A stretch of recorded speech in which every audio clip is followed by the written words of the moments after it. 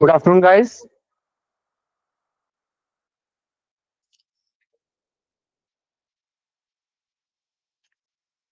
Okay, first कुछ बच्चों को डाउट है लॉ ऑफ डिमांड में।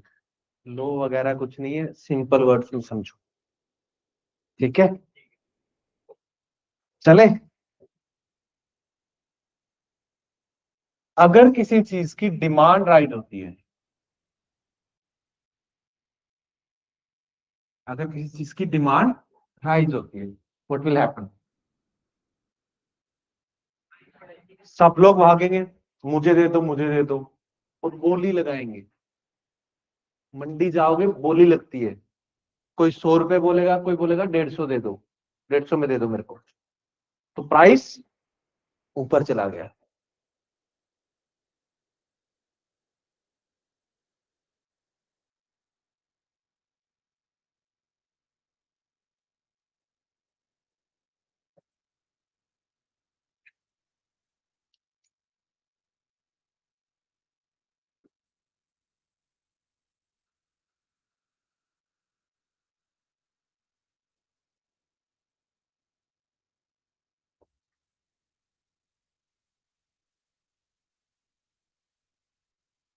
अगर डिमांड राइज होगी तो प्राइस राइज होगा।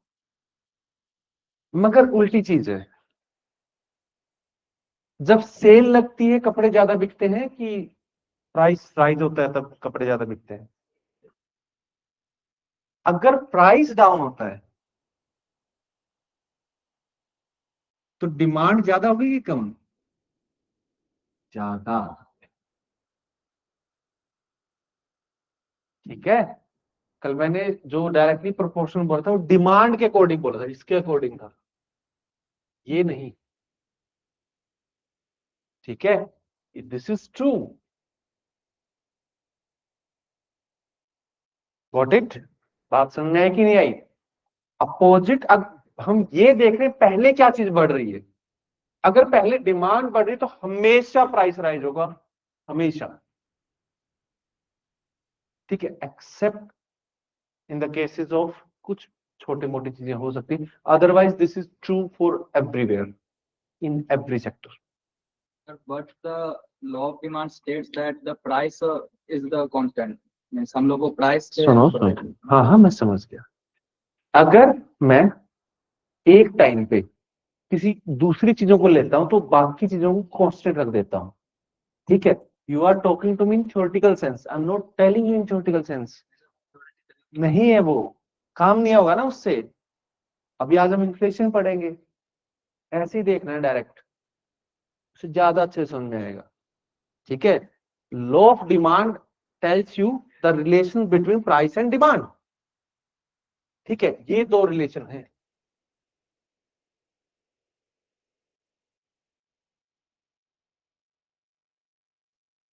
समझे कि नहीं समझे? और ये हमेशा सही है। ये हो सकता है कुछ चीजों में सही नहीं हो, जो मैंने कल भी बोला था, कुछ केसेस लाइक वेबलन गुड्स, जहां पे प्राइस गिरने के बाद डिमांड उसकी राइज नहीं होती, because they are connected to the social Prestige.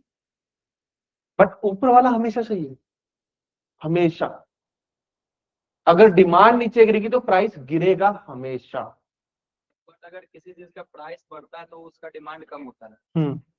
मैं तो वही बोल रहा हूँ ना कि प्राइस। हाँ हाँ, आप सही कह रहे हो, मैं ये नहीं कह रहा हूं। मैं कह रहा हूं ये वाला जो क्वेश्चन है, ये वाला जो कॉन्सेप्ट है, पहले क्या बढ़ रहा है? अगर पहले प्राइस बढ़ेगा तो डिमांड कम होगी, बट नॉट ऑलवेज। यस, मैं वही कह रहा हूं, ये दोनों ही चीजें सही है। ठीक है, वाइस वर्षा ले लो तो भी सही है, law of supply. Low supply भी सेम है। अगर मैं पहले सप्लाई बढ़ा देता हूं, इट्स ऑल अबाउट पहले क्या बढ़ रहा है। अगर सप्लाई को मैं इंक्रीज कर देता हूं तो प्राइस हमेशा कम हो जाएगा।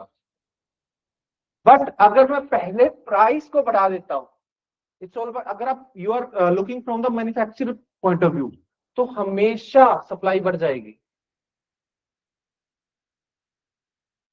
इट्स ऑल अबाउट पहले क्या इंक्रीज हो रहा है या पहले क्या डिक्रीज हो रहा है। Got it?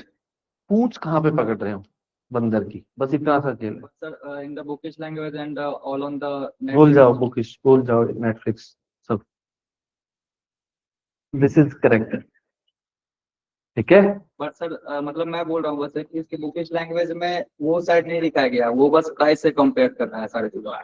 प्रॉपर जब क्वेश्चन आएगा उसमें लिखा होगा what will happen to demand if this remains constant or this increases। जब क्वेश्चन आएगा तो अब मैं ये कभी अब ये भूल जाओ, इकोनॉमी में तो स्पेशली कि जो तुम बुक में पढ़ के जा रहे हो या जो तुमने क्लास नोट्स में लिखा है वो आंसर क्वेश्चन में आने वाला, ऐसा नहीं होने वाला। तुमको कॉन्सेप्ट को समझना है, वहां पे अपना दिमाग लगा। कोई आज पिछला जो पीवाई उसमें ये पूछ रहा है what will happen to demand, next question दे देगा what will happen to supply या फिर what will happen to prices. और ये होगा, आज ही होगा, मैं आज ही इन्फ्लेशन पढ़ाऊंगा, आज पता चलेगा। बात समझ में? These two are always right. ये है कॉन्सेप्ट, ये सप्लाई का लॉ है, ये डिमांड का लॉ। ये जब आपस में मीट करेंगे तो एक प्राइस आएगा, उसका नाम होगा इक्विलिब्रियम प्राइस। सीधी सीधे क्या बात करें तो बार्गेनिंग करने के बाद जो प्राइस आएगा वो इक्विलिब्रियम प्राइस है। Simple language, got it? समझे कि नहीं समझे? क्या है अब इसके लिए मैं तुमको ग्राफ बना दूं, ठीक है, इन्हीं के बेसिस पे बना लो, ये लो, ठीक है। आपको इसके पर्सपेक्टिव से देखना है। एक जगह रख दो डिमांड, एक जगह रख दो प्राइस। क्या हो रहा है? डिमांड इंक्रीज हो रही तो प्राइस इंक्रीज हो रहा है कि नहीं हो रहा? डिमांड इंक्रीज होगी तो प्राइस आगे बढ़ता रहेगा। कैसे आ जाएगा? ऐसे आ जाएगा। बात समझे कि नहीं समझे? एक तरह इसी पे सप्लाई रख दो आप प्राइस के हिसाब से। अगर ये किसका कर्व है? Demand curve. सप्लाई क्या हो रही है? सप्लाई जब बढ़ रही है तो प्राइस कम हो रहा है। इस प्राइस को मैंने बोल दिया इक्विलिब्रियम प्राइस। सब बकवास है, कोई काम का नहीं है। ठीक है, इन दी एंड मेरे को तुमको पीएचडी नहीं करवानी, इन दी एंड आपके क्वेश्चन कैसे सोल्व होने वाले हैं ये इंपॉर्टेंट। बात समझ में आई? अब आया समझ में? आया कि नहीं आया?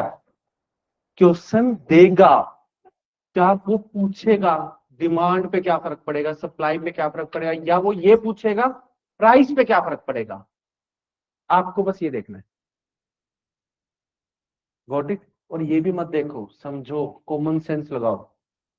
भूल जाओ ये लिखना विखना, भूल जाओ।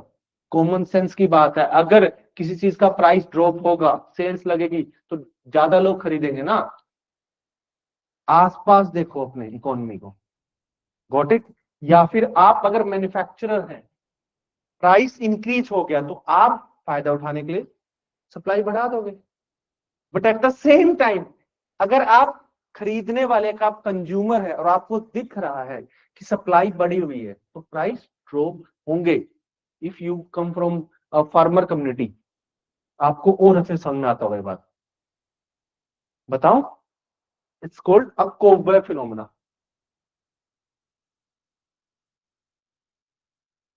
महाराष्ट्र में पल्सीज उगती हैं क्या? बहुत इंटरेस्टिंग फिनोमेना है ये, especially in the case of pulses. Pulses India में है या major production in Africa. Got it? So what happens is एक साल प्रोडक्शन कम हो गई,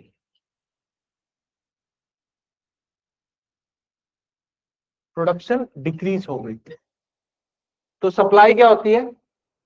कम हो गई मार्केट के अंदर, है कि नहीं? प्राइस क्या हो गया?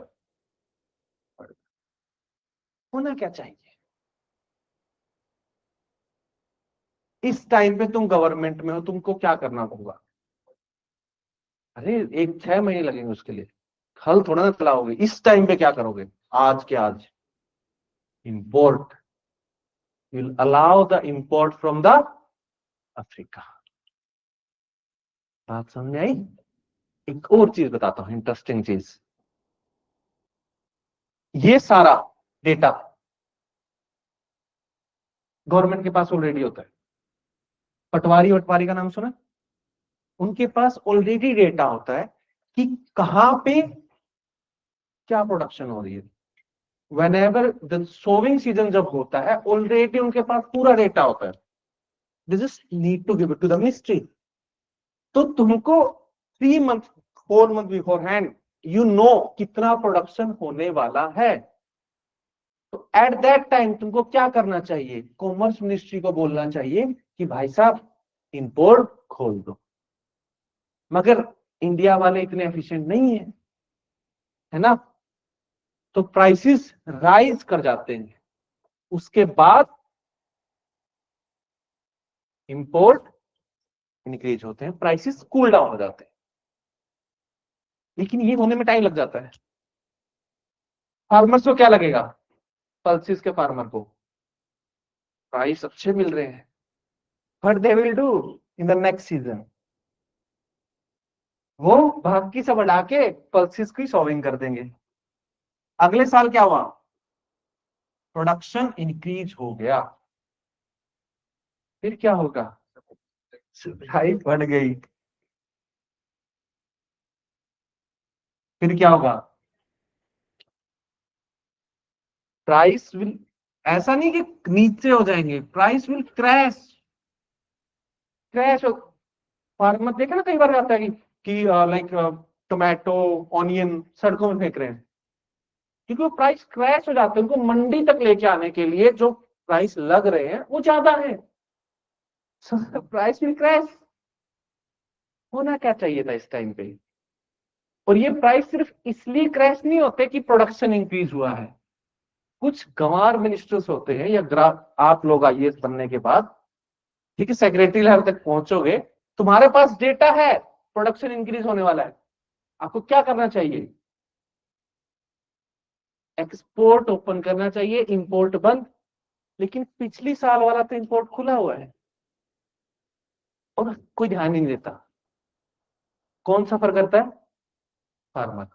इन द एंड दोबारा से फिर प्रोडक्शन नहीं होगा।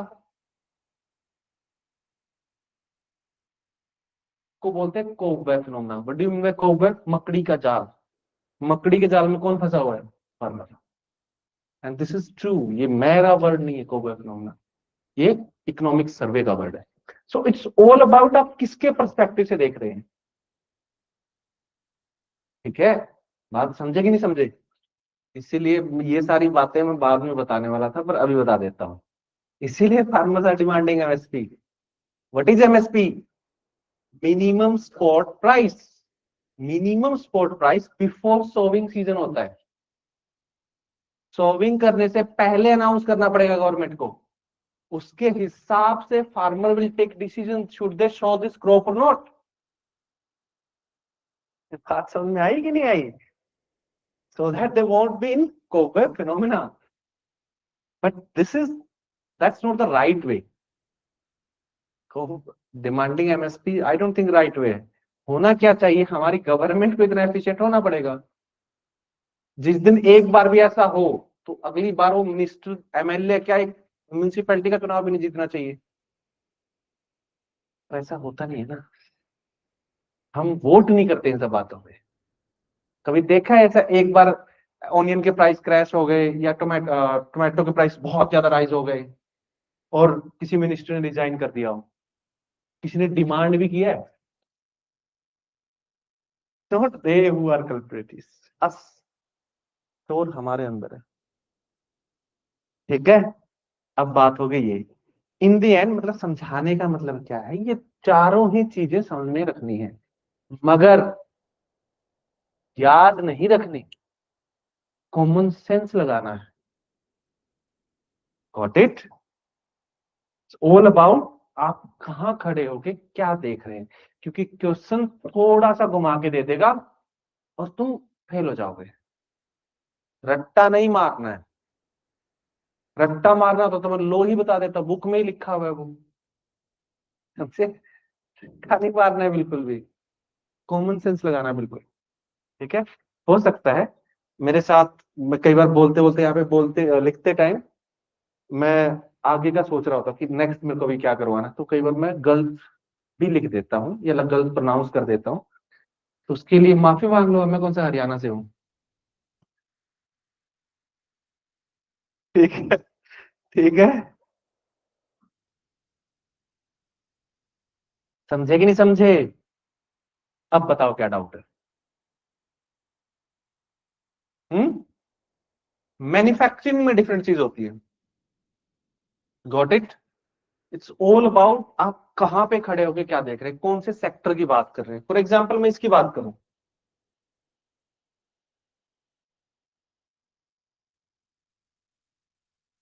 जो अगर प्राइसेस है उनका डिटर्मिनेशन टैक्सेस से हो रहा है, then this will happen. For example अभी ऑटोमोबाइल सेक्टर था, जीएसटी रेट अभी रिफॉर्म हुए and GST rate suddenly relaxed, so car के प्राइसेस 1 लाख 1.5 लाख डाउन आ गए। So what happened, demand of car, ये उस टाइम देखना है। समझे कि नहीं समझे? ऑल अबाउट सिचुएशन क्या है, और सिचुएशन आपको क्वेश्चन में दी हुई होगी। आपको बुद्धि को बंद करके नहीं जाना है, ठीक है? दिमाग बंद करके जाओगे definitely surely you will fail the exam. चाहे कितना ही पढ़ लो, मैं लिख के देता हूं, कितना ही पढ़ लो, 30 क्वेश्चन से ज्यादा क्वेश्चन नहीं होने वाले जो तुमको एग्जैक्टली पता होगा इसका आंसर ये है, इसमें मतलब तुम लड़ लो।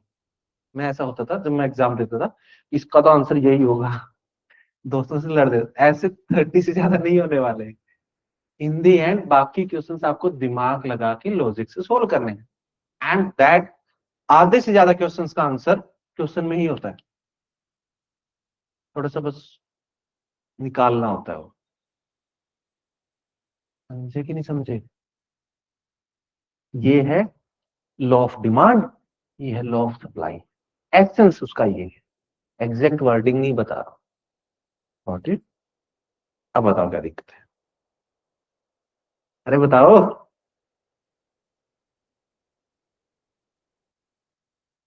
पक्का?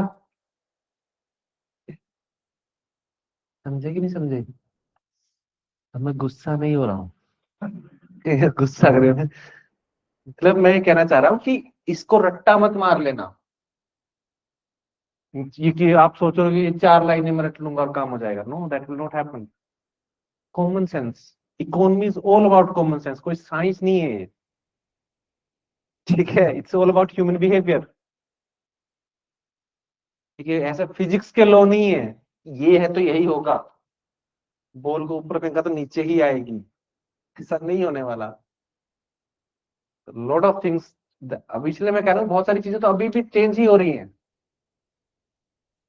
Got it? लोगों को पता था कि इन्फ्लेशन होता है, डिफ्लेशन होता है, फिर नया नया वर्ड आया कि स्टैगफ्लेशन होता है, ठीक है? फिर एक नया वर्ड आया पार्ले जी को देख के कि श्रिंकफ्लेशन भी होता है, वो पहले नहीं होता था, वो अब होने लग गया है। इट्स ऑल अबाउट कि कैसे how things are changing in the market and how we are responding to that, उसके हिसाब से नई नई टर्म्स आती रहती हैं। यही है इकोनॉमी है बस, एसेंस। बट आपको समझना है चीजें हैं क्या इन दी एंड, आपको इमेजिन होनी चाहिए। For example when I am saying price are decreasing, आपके दिमाग में सबसे पहले दिमाग में क्या आना चाहिए? सेल, सेल लगी हुई है, सेल लगेगी तो आप क्या करोगे? खरीद लेते हैं। आपके दिमाग में थोड़ा ना आएगा सिर्फ, है ना? सबके दिमाग में आएगा। आप ही दिमाग वाले इंसान तो हो नहीं मार्केट के अंदर। मार्केट के अंदर मैंने क्या बातें बोली थी, मैन इज रैशनल, और सबके पास एंटायर इंफॉर्मेशन है। अगर आपके पास कोई इंफॉर्मेशन और दूसरे के पास नहीं है, ऐसा नहीं हो सकता। इनसाइडर ट्रेडिंग जैसे वर्ड बोल देते हैं उसमें, और वो इलीगल होती है, ठीक है? बड़े बड़े अंबानी उम्बानी की चीजें हैं, हमारे कम बस की बात नहीं है। इन दी एंड ये दोनों चीजें दिमाग में रखनी है, man is rational means man is rate, and information is available to all, and information spread like wildfire. ऐसा नहीं कि इंफॉर्मेशन आज अगर क्वेश्चन में ये लिखा हुआ है कि ये चीज होगी, तो आपको ये नहीं समझना है कि अच्छा नॉर्थ इंडिया से बात बोली है, साउथ इंडिया में जाने तो टाइम लग गया है, ये सब एक्सेप्शंस नहीं सोचने। और बताओ कल के बाद क्या डाउट आया? अच्छा, बुक किस किसने खरीद ली? ये लोग क्या कर रहे हैं? आपने नहीं खरीदी? हम्म। है पहले से? और बाकी आपने? तो रमेश सिंह से पढ़ा, समझ में आया? थोड़ी difficult। फिर समझ में आया कि नहीं आया? बाकी आपने मैम ऑर्डर किया? अच्छा, क्यों यहाँ पे बुक स्टोर नहीं है क्या? I thought Pune was the hub of education in Maharashtra. हाँ क्या? जॉक है? Job, job. ठीक, ओके। और बताओ हमने क्या पढ़ा था? मनी सप्लाई में सबको समझ में आया? पक्का? पक्का समझ में आया? यही है मनी सप्लाई, बस, ज्यादा कुछ नहीं है। It's all about money supply. का मतलब क्या है?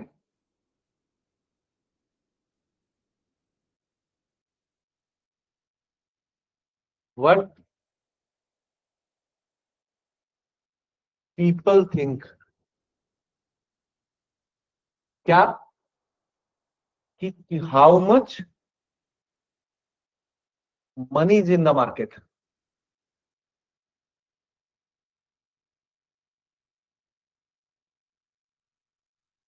ये बात समझ में आई?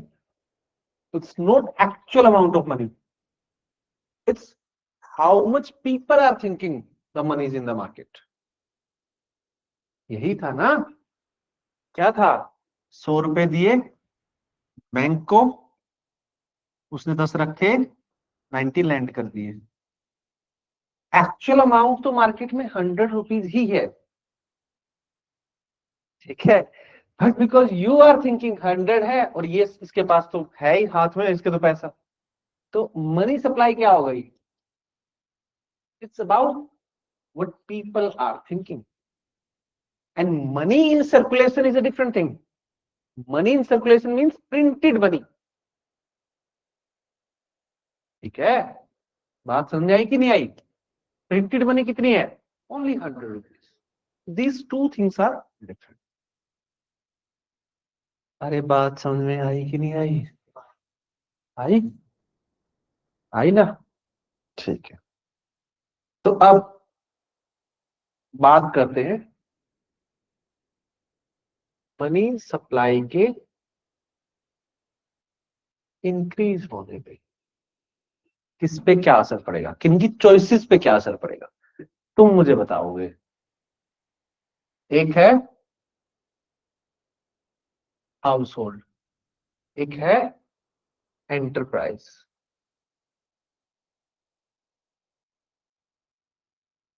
पहले हाउस होल्ड को लेते हैं। What the house hold will do? अगर हाउस होल्ड के पास मनी सप्लाई बढ़ गई है, वो क्या करेंगे?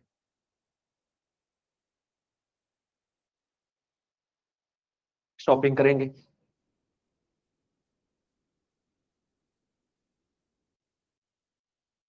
और सेविंग्स करेंगे।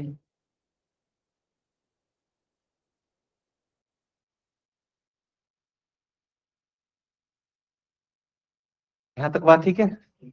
पक्का? अरे सब इधर ध्यान दो। शॉपिंग करेंगे तो क्या होगा? थिंग्स की डिमांड,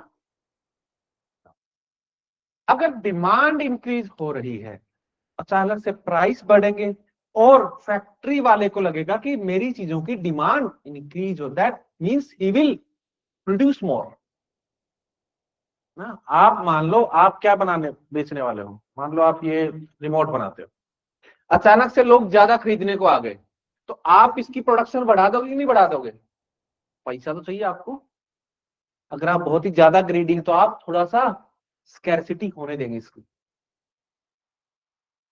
ठीक है? बहुत ज्यादा प्राइस राइज होंगे, फिर आप कंट्रोल्ड वे में प्रोडक्शन करते रहेंगे। This is illegal things. मगर ये तब सही है जब मार्केट को सिर्फ आप कंट्रोल कर रहे हैं, कोई और भी तो आ सकता है। एंड जैसे इंडिया एक मार्केट इकोनॉमी, तो जनरली आप प्रोडक्शन इंक्रीज कर देते हैं। आप नहीं करेंगे तो कोई और करेगा। इन the and total overall production तो इंक्रीज होगा ही होगा। Got it? इससे क्या होगा? प्रोडक्शन इंक्रीज होगा। हुआ कि नहीं हुआ? प्रोडक्शन इंक्रीज होने से क्या हुआ? अरे वो तो छोड़ दो एक बार। और क्या हो रहा है उससे? कौन बोला एम्प्लॉयमेंट बढ़ेगी? एम्प्लॉयमेंट बढ़ेगी। आपको प्रोडक्शन बढ़ाने के लिए ऑटोमेटिक नहीं है, हम नॉट टॉकिंग अबाउट की चीजें रोबोट से हो रही है। जब भी मैं इकोनॉमी में ऐसी बातें करूंगा, ये रोबोटिक्स वाली बातें नहीं लेके आनी है, ठीक है? Things are going to change when robots come, when automation come, when AI comes. वो बाद में डील करेंगे। Got it? अभी मैनुअल वर्क हो रहा है, ठीक है? एम्प्लॉयमेंट इंक्रीज होगी। अगर एम्प्लॉयमेंट इंक्रीज होगी तो क्या होगा? जीडीपी तो प्रोडक्शन से इंक्रीज, यस, मनी सप्लाई दोबारा से इंक्रीज होगी।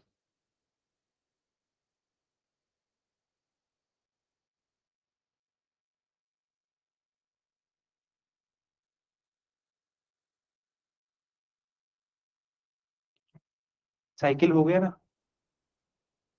हुआ कि नहीं हुआ? And on we go. एक कॉन्सेप्ट समझ में आया? क्या हो रहा है? हाउस होल्ड अगर शॉपिंग करेगा तो डिमांड बढ़ाएगा, डिमांड बढ़ाएगा तो प्रोडक्शन इंक्रीज होगा, प्रोडक्शन इंक्रीज होगा तो एम्प्लॉयमेंट बढ़ेगी, और एम्प्लॉयमेंट बढ़ेगी तो सर्कल समझ में आया? आया कि नहीं आया? ऐसे हाउस होल्ड की सेविंग, हाउस होल्ड के पास मनी सप्लाई बढ़ाने का मेरा क्या तरीका हो सकता है?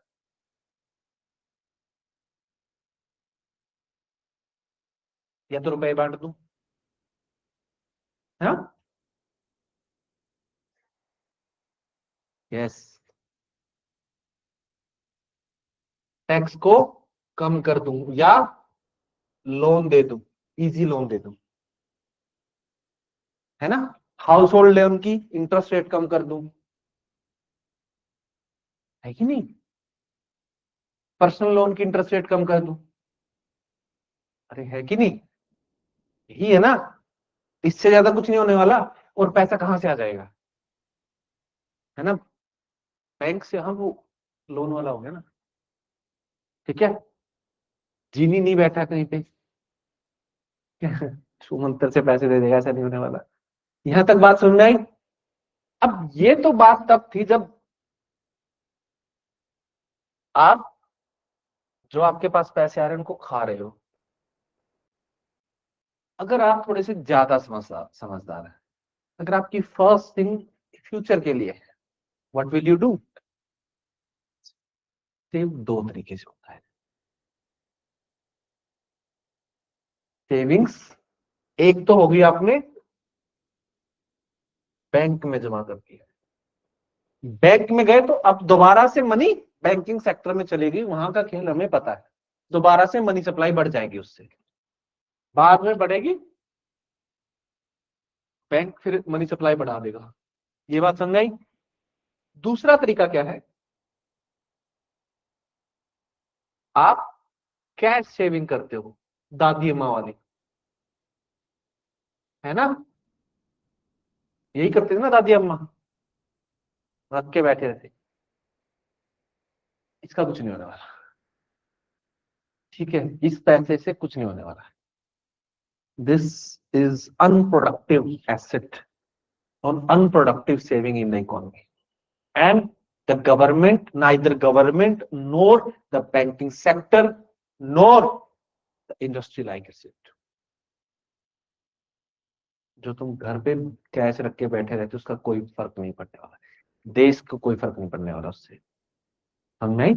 हाँ, एक कॉस्ट होती है, ठीक है। अब मैं तुमको एक नया कॉन्सेप्ट समझा रहा हूं, नोट करके लिखो, अपॉर्चुनिटी कॉस्ट।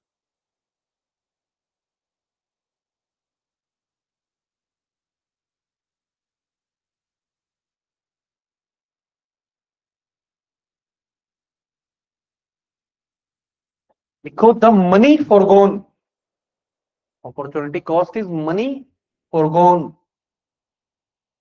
Money forgone.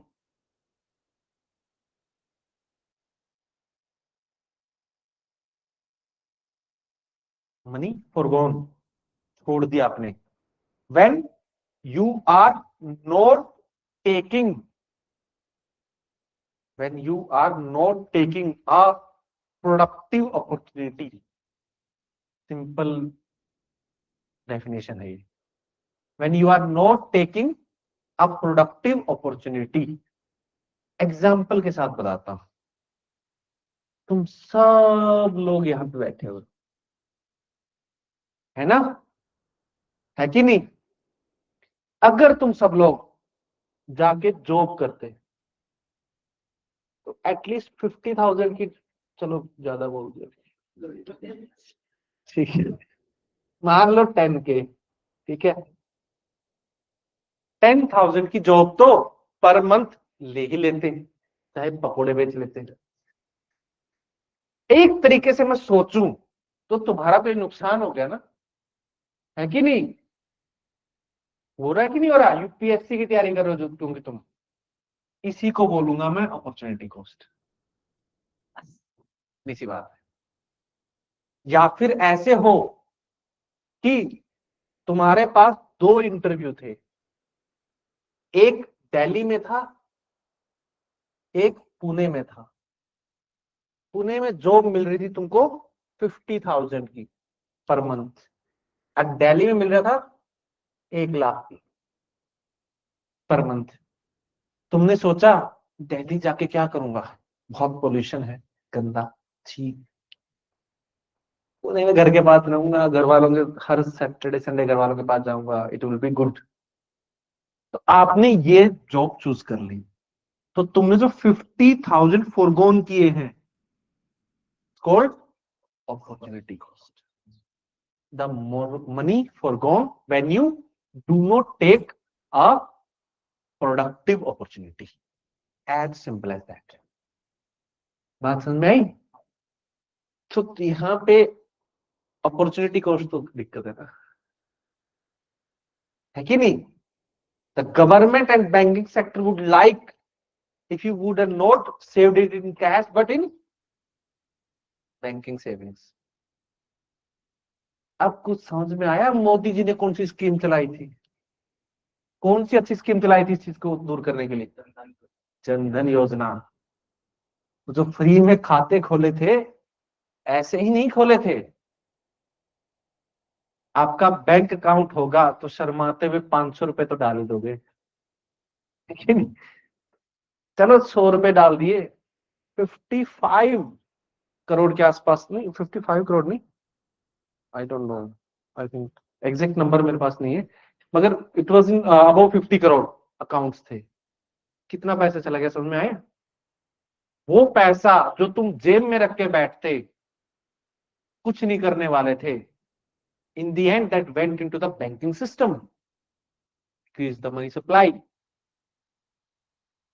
और यहां पे अगर वो हाउस होल्ड की तरफ वापस गया तो प्रोडक्शन इंक्रीज हुआ है। And yes, it was true, after the jam Trinity the credit growth in the country increased. Simple भाषा में बोलूं तो जनधन अकाउंट की योजना के बाद व्हाट हैपेंड वाज, लोन बढ़ गए, ठीक है, मतलब मनी सप्लाई।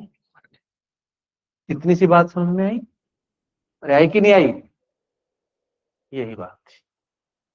दूसरी तरफ आ जाते हैं, अब मनी सप्लाई का इंडस्ट्री को अगर पैसा दे रहे हैं तो क्या फर्क पड़ेगा? इंडस्ट्री को तुम पैसा अगर दोगे, इंडस्ट्री क्या करेगी? What will happen? Two things can happen. First, मतलब इन दी एंड बात तो एक ही है, इन्वेस्टमेंट होगा। इन्वेस्टमेंट दो तरीके से हो सकती है। अगर आप एक कैपिटलिस्ट पर्सन को, एक ओनर को पैसा दोगे तो वो कुछ खरीदेगा नहीं। ऐसा नहीं कि वो आपसे बैंक से पैसा लेके और उसने नई कार खरीद ली, उसके पास ऑलरेडी कार है। Got it? So, and he's a smart person, not like us. We are fools. What he will do? He will invest this money for the future growth.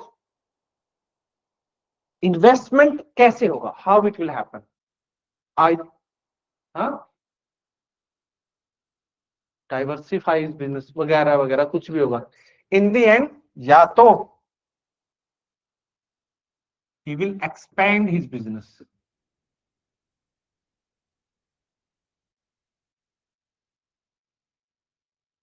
बढ़ा कि नहीं बढ़ा? बढ़ा। He will expand his business. पहले एक factory थी, अब दो फैक्ट्री हो गई। इससे ज्यादा कुछ नहीं होने वाला ना। अगर फैक्ट्री ज्यादा खोलेगा तो मैंने क्या बोला, ऑटोमेशन भूल जाओ, एम्प्लॉयमेंट बढ़ेगी नहीं बढ़ेगी?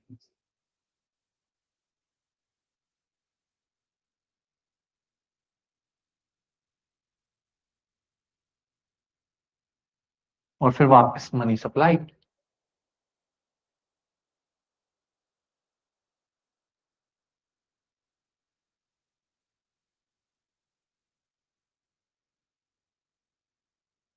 Got it? और व्हाट ही कैन डू, एक और नई चीज है जो हम भूल जाते हैं जनरली, हम इतना ही सोचते हैं। ठीक है, जब भी और ये बुरी बात नहीं है, अच्छी बात है। He will invest in human capital.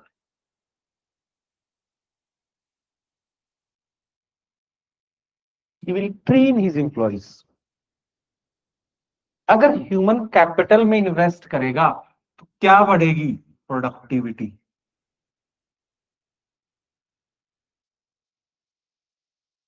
क्या होती है प्रोडक्टिविटी? एक आदमी पहले एक दिन में 100 रुपए का काम करता था। Now what he will do? Will do the work of 150 rupees. तो 150 रुपए का काम कर रहा है तो 100 तो नहीं लेगा वो, थोड़े से वेजेस भी बढ़ते हैं उससे।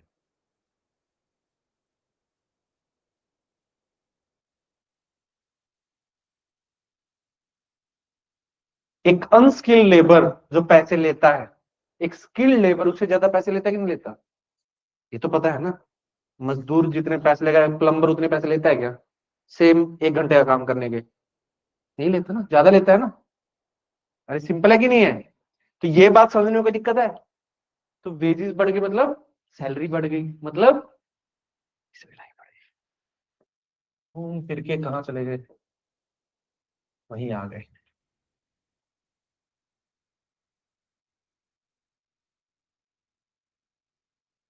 कैसी आवाजें निकाल रहे हो तुम?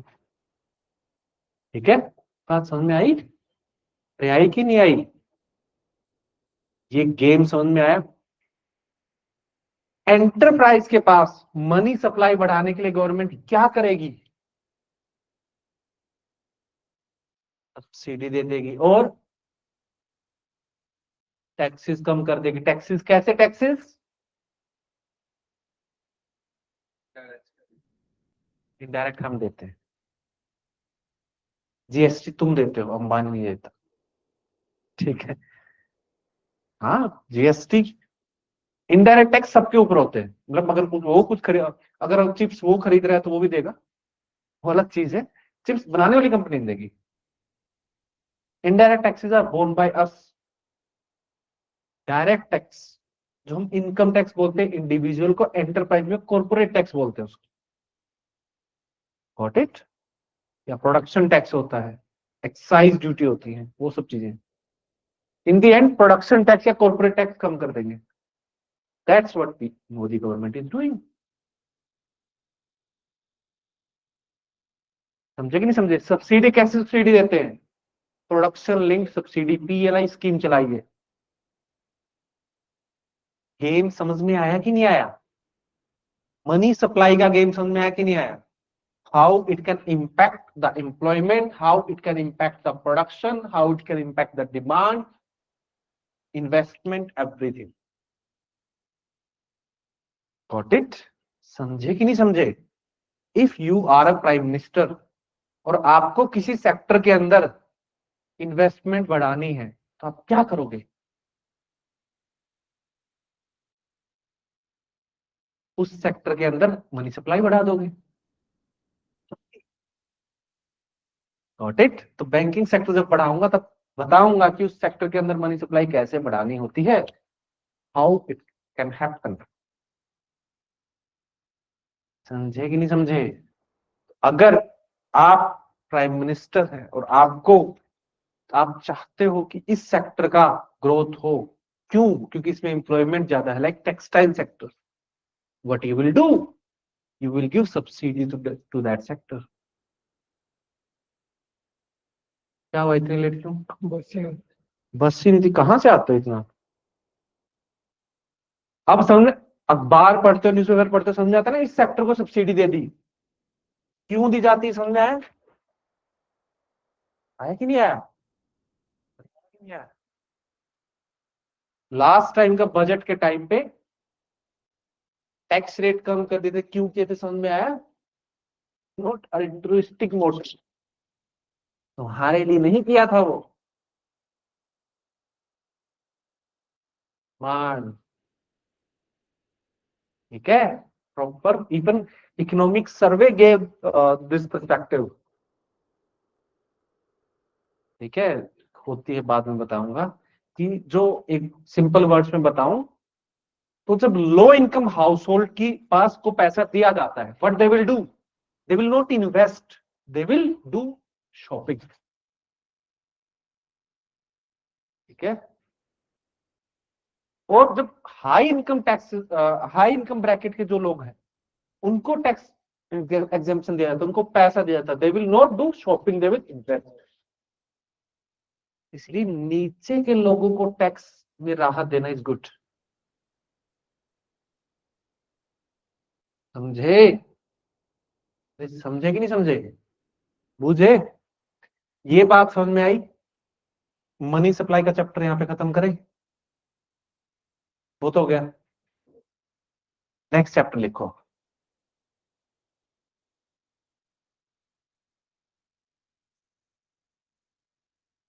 हाँ बोलो। हम्म, जी,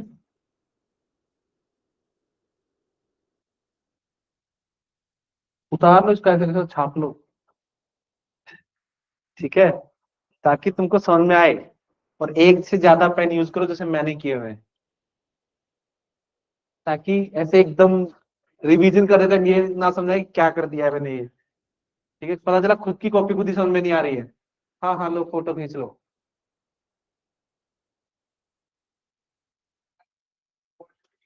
दो एग्जाम्पल थे, एक में था कि उसने शूज परचेज किया इंस्टेड ऑफ 100,000 रुपए, तो उसने 5% पे इन्वेस्ट करने की जगह पे शूज परचेज कर लिया। और एक एग्जाम्पल में ऐसा था कि हो गया, मतलब उसमें ऐसा था कि 5,000 प्लस 300 हो गया, 3,000 हो गया, तो 8,000 उसका कॉस्ट अपॉर्चुनिटी आया है। लेकिन ये शूज वाले एग्जाम्पल में सिर्फ 100 रुपीज, जो कि 5% था ना, वो कॉस्ट अपॉर्चुनिटी में गिना। दोबारा बताओ क्या बोल गए? जैसे एक एक ऑल्टरनेटिव ऐसा था कि देखो वेकेशन पे जाना है, 3,000 का खर्चा आ रहा है, और वीकेंड में काम करना है, उसमें 5,000 मिलेंगे। तो उसमें अगर वीकेंड पे बाहर चले गए तो 3,000 का खर्चा कम। और वो जो बचा रहे थे वो भी गए, तो 8,000 हो गया।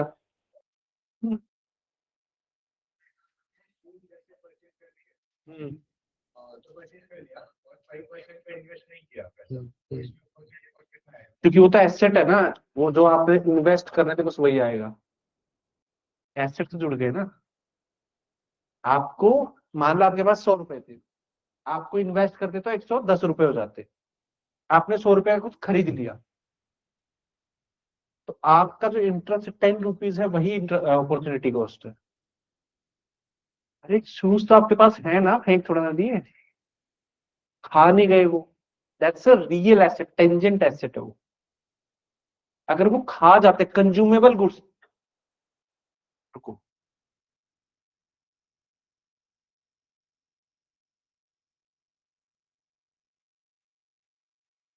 गुड्स दो तरीके के होते हैं, एक ड्यूरेबल, सॉरी, अरे शांत शांत, एक कंज्यूमर, नहीं ड्यूरेबल और नॉन ड्यूरेबल सही है।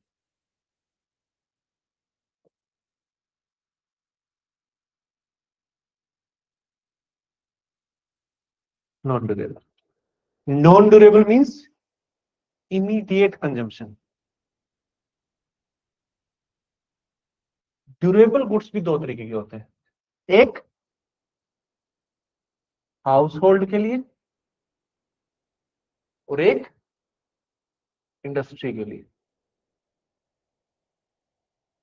गुड्स यही होते हैं। अब जो कैपिटल और नॉन कैपिटल की बात है वो बस इतनी सी है, एक वॉशिंग मशीन है,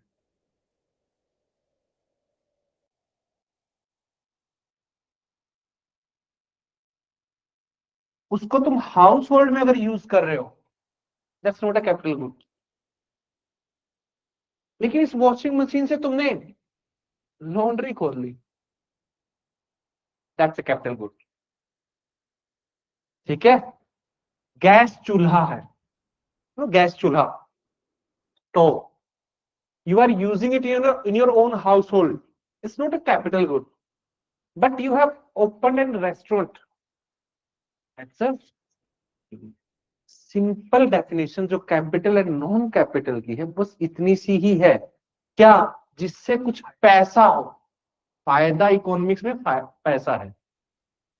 ठीक है, इकोनॉमिक्स में we do not consider anything which does not generate income a good thing. ठीक है, I am not talking about, इसीलिए जीडीपी के अंदर केयर इकोनॉमी नहीं आती और ये बहुत बड़ी कमी है। Got it? जैसे घर में जो माँ या पिताजी जो भी है घर का काम करते हैं, that does not considered it in GDP, वो कहीं काउंट नहीं होती। समझे कि नहीं समझे? Got it? तो that means this is the drawback of economics और GDP, but it is what it is. ठीक है, so what you are saying is shoes, we do not know what he did with shoes, उसको इसमें count नहीं करते। Exactly बात करें, बिल्कुल स्ट्रिक्ट सेंस में बात करें तो यस वो काउंट होने चाहिए।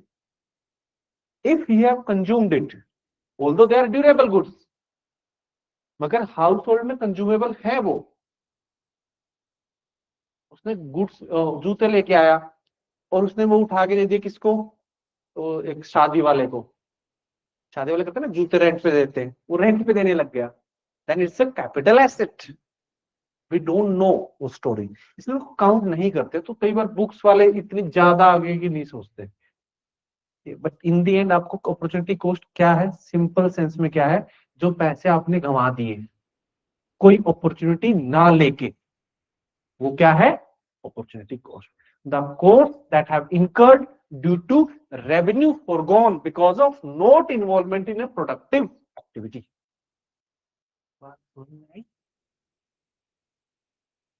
ठीक है, ठीक है कि नहीं ठीक है? तू बात करते मुझे सब, इन्फ्लेशन,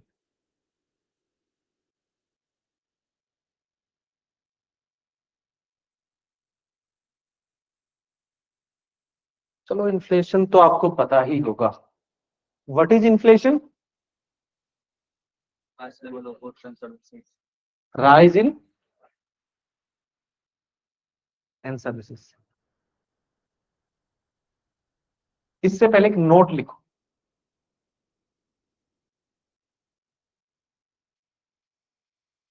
नोट में दो कॉन्सेप्ट लिखो, एक स्टॉक और एक flow.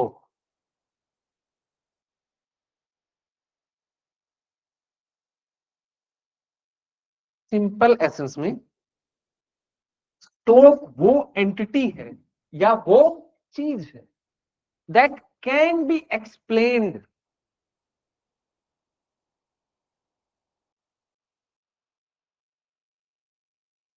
without giving reference to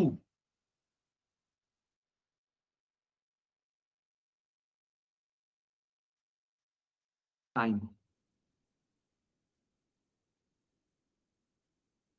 means आपके पास कार है कि नहीं है, इसका टाइम से क्या लेना देना है? तो है, नहीं तो नहीं है। Got it? समझे नहीं समझे? आपका कैपिटल आपके पास कितनी है, आपके पास एसेट कितने हैं, दैट्स आपके पास जैकेट है कि नहीं है। It's a stock variable, it's a stock concept of stock. इस एंटिटी का नाम क्या है? स्टॉक। सिंपल है। एक ऐसी entity which cannot be explained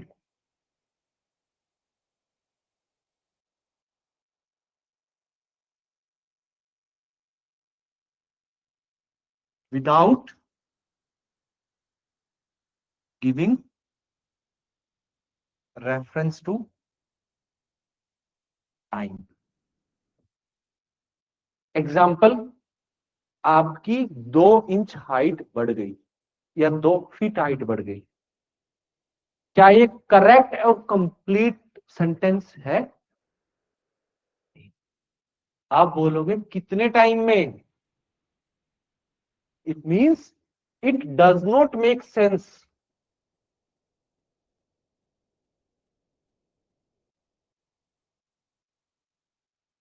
without time.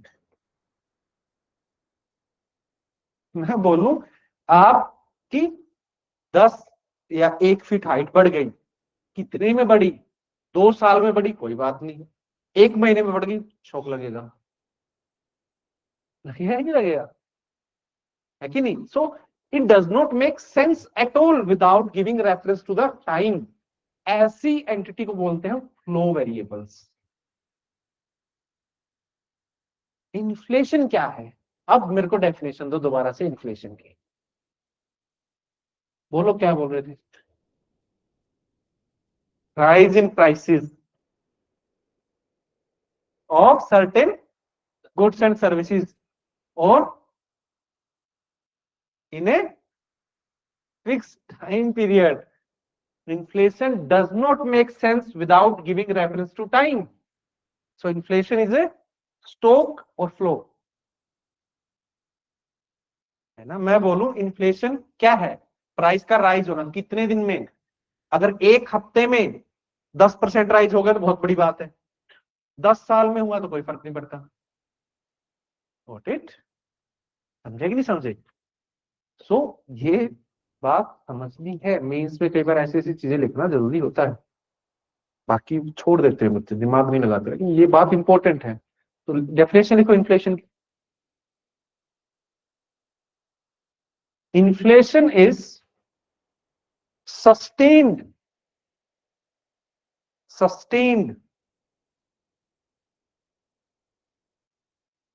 and general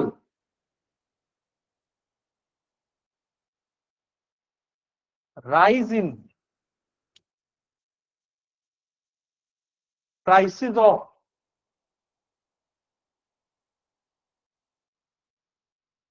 goods and services. Prices of goods and services in a given period of time.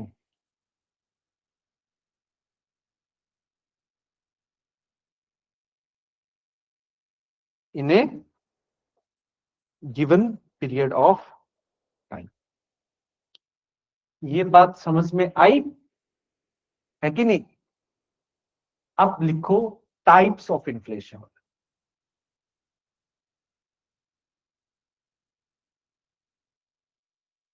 मैं बोलूं कितने टाइप के बच्चे इस क्लास में हैं? आप मेरे को क्या बोलोगे? Yes, based on what? Based on gender, based on height, based on location, क्या टाइप है, बेसिस बताओगे आप मुझे, है कि नहीं? तो कभी भी मेंस में टाइप्स पूछा जाए, आपके दिमाग में क्वेश्चन आना चाहिए बेसिस ऑफ व्हाट, उससे आप कंप्लीट क्वेश्चन कर पाओगे। ठीक है, कई बार क्वेश्चन आ जाता है टाइप्स, आप एक ही टाइप लिख के आ जाते, मार्क्स नहीं मिलने वाले, चाहे 2 क्या 5 पेज बाद। Note it. तो लिखो types of relation based on, first लिखो बेस्ड अपॉन कॉज, रीजन क्या है?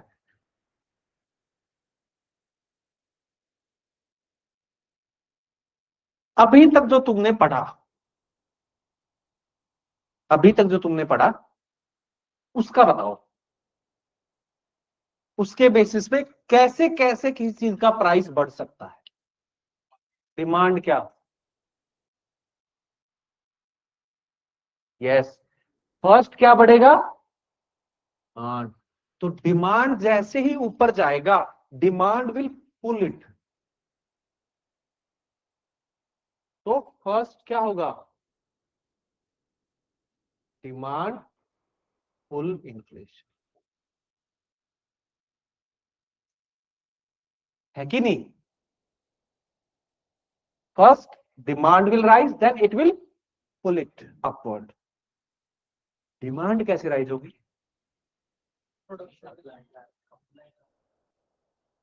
छोड़ो सप्लाई को, मैं सप्लाई की बात नहीं कर रहा हूं। तुम किसी चीज की डिमांड कब ज्यादा करोगे? हमारे पास पैसा ज्यादा है, पैसा ज्यादा होने को क्या बोलते हैं?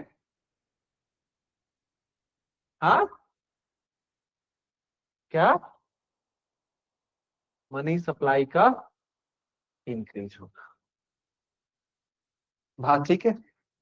अब मनी सप्लाई कैसे इंक्रीज होगी वो अलग मैटर, हम बाद में छोड़ेंगे। यहां तक तो बात क्लियर है ना? Got it? दूसरे प्राइस कैसे राइज हो सकता है?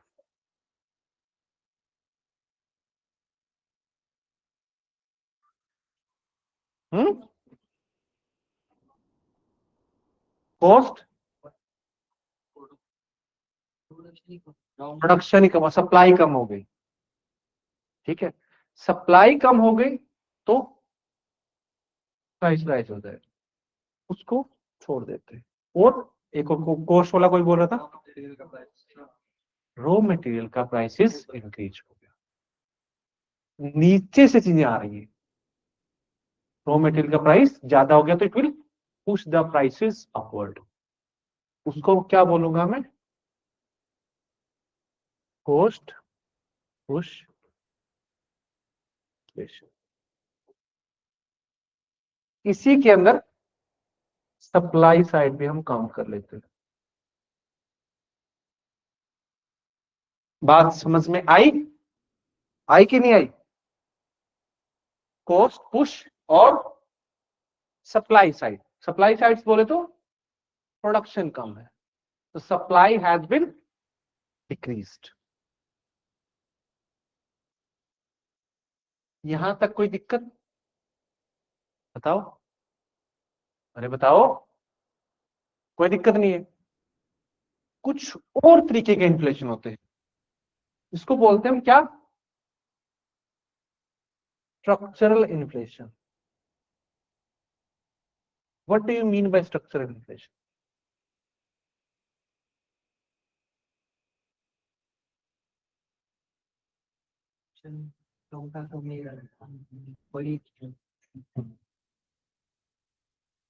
और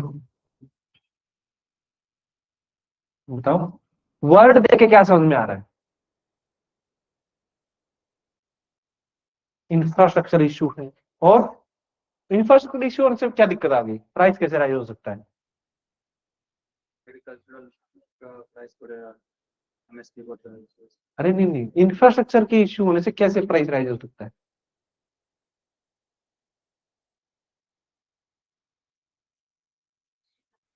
ओके, प्रोडक्शन ज्यादा नहीं हो रहा। इंफ्रास्ट्रक्चर और क्या होता है? रोड। तुम लाहौल स्पीति में रहते हो, वहां पे रोड ही नहीं है, तो बहुत धीरे धीरे पहुंच रही चीजें, तो सप्लाई कंस्ट्रेंट होंगे and the price will rise. तो कुछ भी इश्यू आ रहे हैं, ये इश्यू कैसे हैं? एंटायर इकोनॉमी के इश्यू हैं। Means the structure of the economy is not functioning well और as it should be. Got it? जो होना चाहिए वैसा इकोनॉमी का स्ट्रक्चर ही नहीं है, मैन्युफैक्चरिंग बेस ही नहीं है आपका, तो मैन्युफैक्चरिंग के प्रोडक्ट आपको इंपोर्ट करने पड़ेंगे and the price will be higher. आपका इंफ्रास्ट्रक्चर नहीं बना हुआ, रोड नहीं बने हुए, तो आपको एक जगह से दूसरी जगह जाने में बहुत ज्यादा प्राइसेस लग रहे हैं। आपकी एक तरह से लॉजिस्टिक कॉस्ट बहुत बड़ी है। एक जगह से पुणे से मुंबई तक जाने के लिए आपको ₹100 लग रहे हैं। अगर रोड अच्छा होता तो कम लगते, अगर आपका रेल नेटवर्क होता तो बहुत कम लगते, और अगर आपका वाटरवेज बने हुए होते तो और कम लगते। That means entire transportation cost is issue. आपके जगह जगह पे क्या नहीं बने हुए? वेयर हाउसेज नहीं बने हुए। Why the food prices are rising? Because you don't have cold storages. Tomato के प्राइस क्यों बढ़ते हैं? तो इनफ प्रोडक्ट्स है हमारे पास। पहले बता दो, फूड प्रोडक्ट्स में बैरिंग 2 और 3 प्रोडक्ट्स, हमारे पास इनफ प्रोडक्शन है हर चीज के, हम स्टोर नहीं कर पाते। whatever production food we produce, 30 to 40% foods go wasted in the warehouse itself। फिर कुछ ब्लैक मार्केटिंग हो जाती है। What does it mean? The structure of the economy are not functioning well as they should be। तो उसकी वजह से जो प्राइस राइज होगा उसको क्या बोलूंगा मैं? Structural inflation. नहीं आया समझ में? आ गया? समझे कि नहीं समझे? तुम एक जगह, मान लो केरला में क्या बन रहा है? कोकोनट बन रहा है, ठीक है। अब वो केरला का कोकोनट जाएगा कहां पे? कश्मीर जाएगा। अगर नेटवर्क अच्छा है, स्ट्रक्चर ऑफ द इकोनॉमी में सब कुछ आ गया, warehouses, transportation, manufacturing base, everything. अगर आपका मैन्युफैक्चरिंग बेस एक जगह पे कंसंट्रेटेड है, अगर महाराष्ट्र में ही कंसंट्रेटेड है, तो बिहार में तो प्राइस राइज होंगे ही होंगे। If your manufacturing sector, your industrial sector is not decentralized, it will create a problem। Entire economy में जो समस्या सारी स्ट्रक्चर पे आ गई, जो एक टाइम पे ऐसे चुटकी बजा के सोल्व नहीं की जा सकती, या पॉलिसीज के इश्यू है। फॉर एग्जाम्पल, आपकी क्लोज्ड इकोनॉमी है, यू आर नॉट, अगर आप मान लो कोई चीज है, मान लो लेते हैं इस ग्लास को इंडिया में बनाने में ₹100 लग रहे हैं, लेकिन बाहर से यही ग्लास ₹50 का आ सकता है, तो कॉस्ट कम हो जाएगी ना। बट हमारी क्लोज्ड इकोनॉमी, हम अलाउ ही नहीं कर रहे इंपोर्ट। समझे कि नहीं समझे? So that would be called structural inflation. कुछ भी समस्या आ गई सब स्ट्रक्चर को, इसको सोल्व करने में लॉन्ग टाइम लगेगा। समझे कि समझे? डिसेंट्रलाइज, आप यकीन नहीं करोगे, जनरली जहां पे लोगों के पास, जैसे पुणे के अंदर मैंने देखा है बहुत ज्यादा पैसे, बहुत ज्यादा कॉस्टली है पुणे शहर। वाई? जो मेरे दिमाग में आया कि लोगों के पास पैसा है, ठीक है, दे देते हैं। अरे समझे कि नहीं समझे? बिहार में क्यों इन्फ्लेशन है?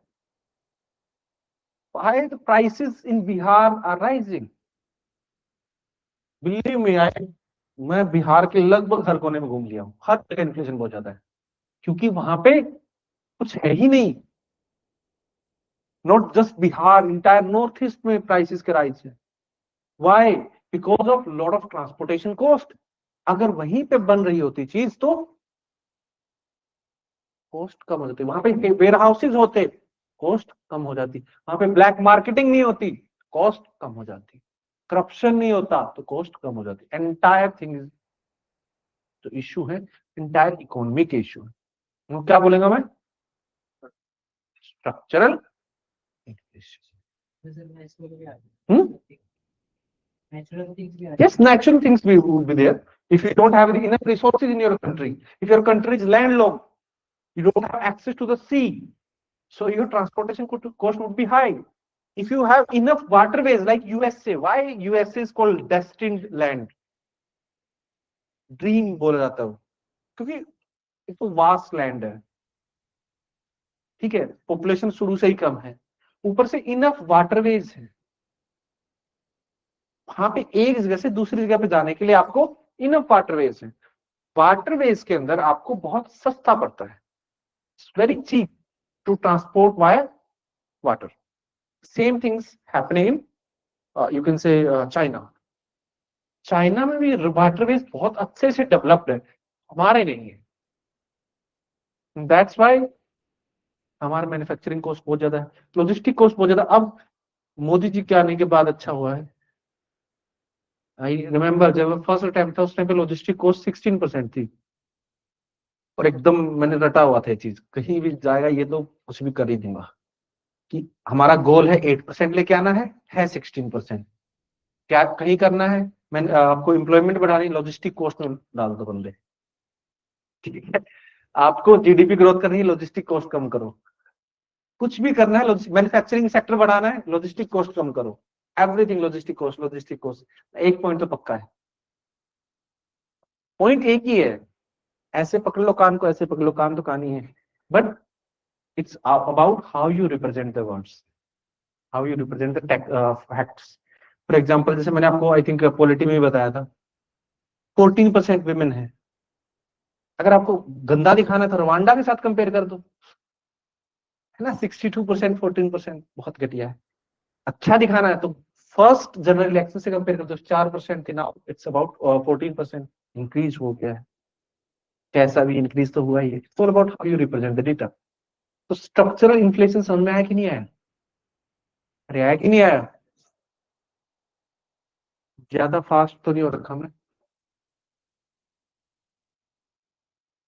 नेक्स्ट एक इन्फ्लेशन है, इसको बोला जाता है क्या?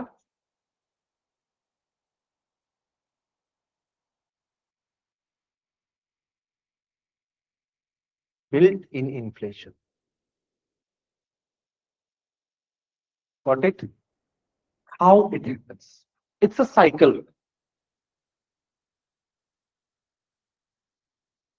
साइकिल क्या होता है? There is already pre existing inflation in the country.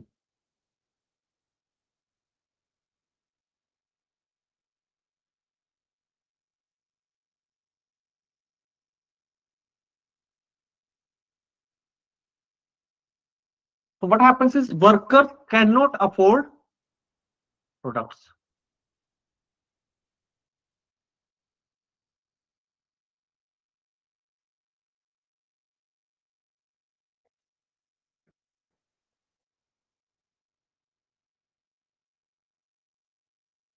है ना? कौन सी मूवी है इसमें, मनोज वाजपेयी की वो मूवी है, उसमें बोलता है सर घर का खर्चा नहीं चल रहा, सैलरी से रिश्वत लेना शुरू कर दूं क्या? Workers can not afford anything because of inflation. ऐसा होगा ना, आपकी फिक्स सैलरी है, वर्कर्स की तो सैलरी फिक्स होती है ना, अरे होती कि नहीं होती? Not talking about government employees, dearness allowance होती है उसके अंदर, बट यहाँ पे फिक्स सैलरी जो वर्कर्स है, they can not afford anything. तो what they will do?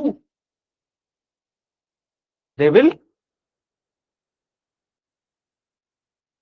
Demand salary hike. और क्या करेंगे? प्रोटेस्ट करेंगे, स्ट्राइक करेंगे, पिकेटिंग करेंगे, वगैरह वगैरह कुछ भी करेंगे. क्या फर्क पड़ता है? बात समझ में आई कि नहीं आई? Workers can not afford anything, so they will demand for a price for a salary rise, salary hike की डिमांड करेंगे. आप इन द एंड क्या करोगे?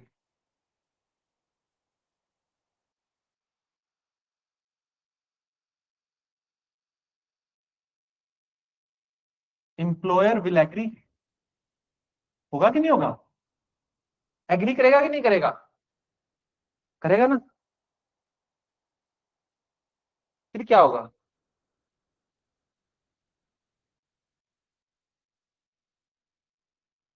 सैलरी इंक्रीज हो गई. सैलरी इंक्रीज होगी तो क्या होगा? मनी सप्लाई इंक्रीज हो गई, फिर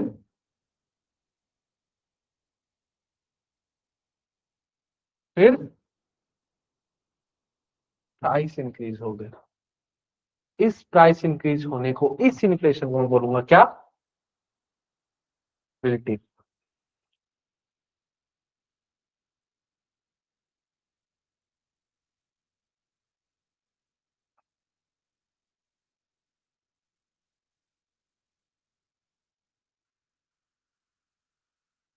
समझे कि नहीं समझे?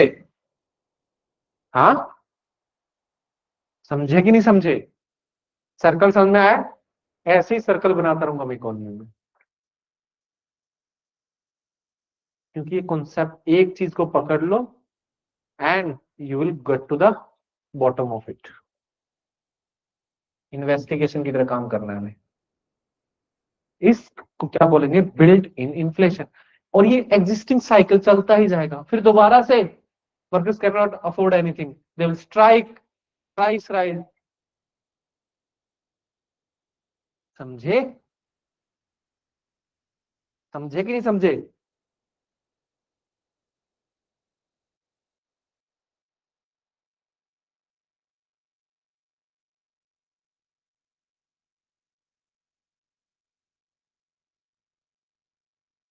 Got it?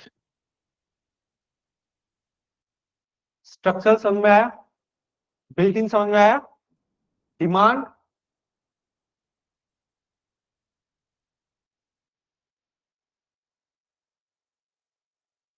इन दो इन्फ्लेशन की थोड़ा फिर ढंग से बात कर लेते हैं। डिमांड पुल इन्फ्लेशन कब होता है? जब too much money is chasing too few goods. Got it? सब मनी सप्लाई जैसे ही बढ़ेगी, मनी सप्लाई कैसे बढ़ सकती है? टैक्सेस डिक्रीज हो जाए।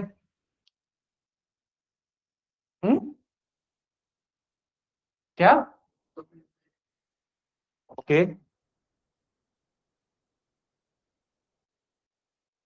इंटरेस्ट रेट डिक्रीज हो जाए और गवर्नमेंट सब्सिडी दे दे।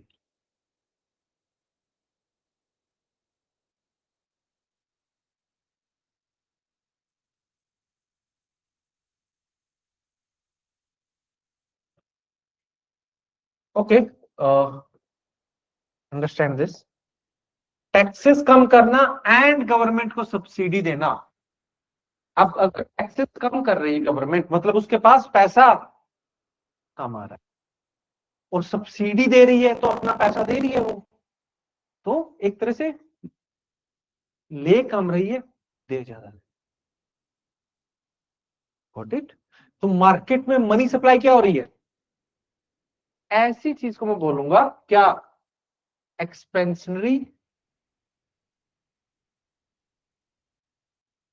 फिस्कल पॉलिसी को और डेप्थ में पढ़ेंगे जब फिस्कल पॉलिसी का चैप्टर पढ़ेंगे। Expansionary fiscal policy. Interest rate कम कब करेंगे? बैंक जब इंटरेस्ट रेट कम करेगा आरबीआई की तरफ से, नेक्स्ट चैप्टर में और अच्छे समझ में आएगा। इसको बोलते हैं क्या? Expansionary monetary policy.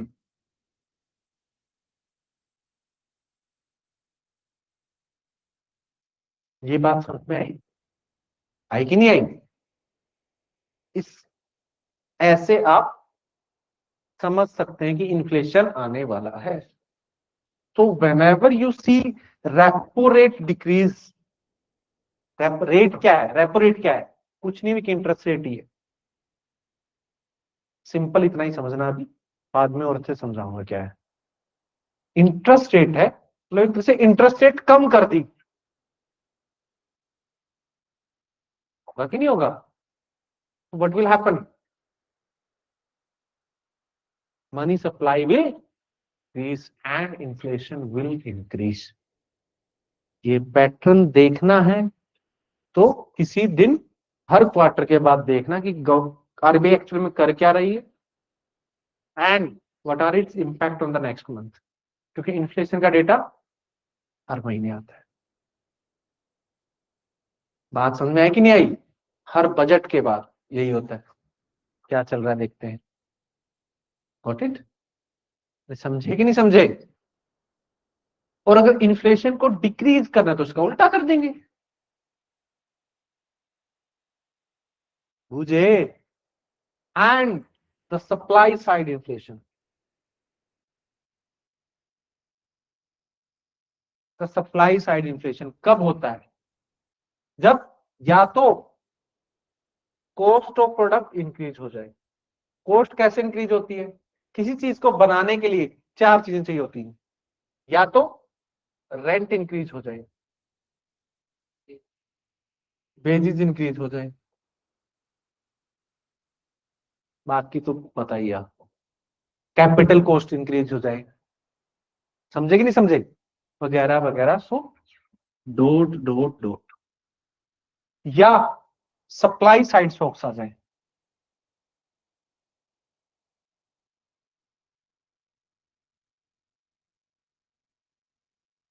Supply side shocks that means जहां से जो चीज आनी थी वो नहीं आ पा रही है।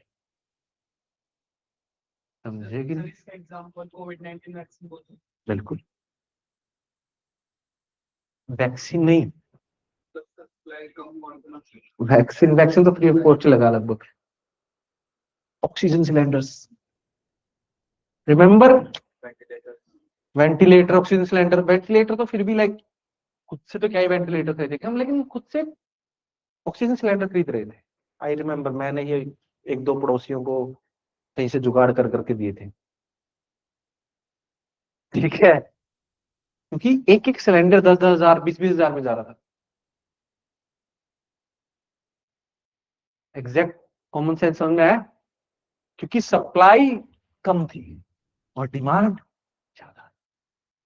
तो ये मिसमैच जब भी होगा प्राइसेस में चेंज आएगा। Got it? बात समझ में आई कि नहीं आई?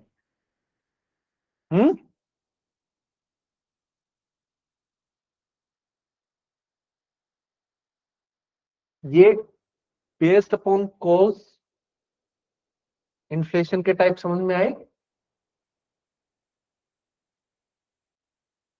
लिख लिए? छाप लिया? छाप लो, किसी का बचा हुआ है।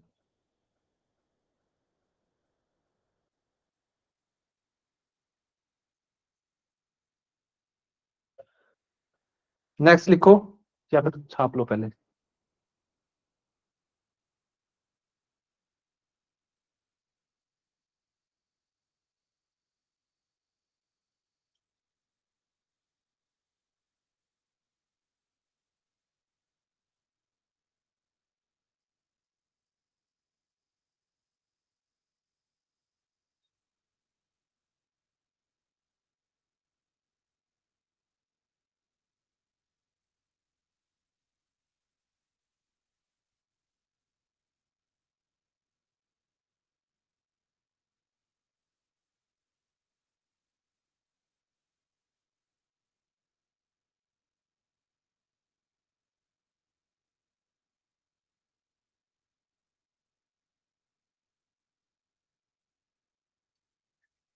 हो गया? नेक्स्ट चले। इन्फ्लेशन के कुछ और भी टाइप है कि आप पढ़ोगे ना, दिमाग में यही दिमाग में बहुत दिक्कत आती है कि डिमांड साइड। अच्छा एक बात बताओ, आरबीआई इनमें से कौन सा इन्फ्लेशन को कंट्रोल कर सकती है? Heartful inflation only. भाई खेती थोड़ा ना कर लेगी आरबीआई, या रोड थोड़े बना देगी। समझे कि नहीं समझे? That would be done by the government. Import करना है, क्या करना है, अचानक से फॉर एग्जांपल ऑनियन के प्राइसेस राइज हो गए, क्यों? क्योंकि ऑनियन वगैरह के प्राइसेस इस वजह से, कॉस्ट पुश इन्फ्लेशन की वजह से या सप्लाई साइड शॉक्स की वजह से होता है। सो आरबीआई क्या करेगी? गवर्नर आके खेती थोड़ा ना करेगा बेचारा। What will happen? They will ask the government to intervene. Government will intervene how? It will allow the imports and ban the exports. Got it? So that's how it happens. And structural inflation, no, RBI cannot do anything at all. That's a long term thing. अचानक से structural inflation को control करने के लिए government भी कुछ नहीं कर सकती, बिकॉज स्ट्रक्चर्स को चेंज करने के लिए बहुत लंबा टाइम लगता है। ठीक है, एक दिन में चीजें नहीं होती, इसलिए मोदी जी को इतना टाइम लग रहा है। ठीक है, हंस रहे हैं, बताओ। मोदी जी को टाइम तो लगेगा ही, 70 साल का कचरा साफ करना है उन्हें। Got it? So that's how it happens. Structures need to change over a long period of time. Then built-in inflation, वो नेचुरल हो जाता है, लेकिन आजकल ऐसा इन्फ्लेशन देखने को बहुत कम मिलता है। ये सब तब होता था जब लेबर यूनियंस का बहुत ज्यादा इफेक्ट था। अभी तो लेबर लॉज वैसे ही डाइल्यूट कर दिए गए, no, labour laws have been diluted, unions power have been reduced, and a lot of power that was enjoyed by the labor unions were taken away by the 4 labor codes. ये सब नहीं होने वाला, ठीक है। मगर आरबीआई किसको control कर सकती है? मनी को। आरबीआई के हाथ में मॉनेटरी पॉलिसी है, बस उससे छेड़छाड़ करती रहती है। ठीक है, it can only control the money supply, और वो वही करती है। बात समझ में आई? आई कि नहीं आई? फोन अंदर रख दो, अंदर। ये बात समझ में आई? अब हम नेक्स्ट टाइप के इन्फ्लेशन की बात करते हैं, based upon rate of inflation.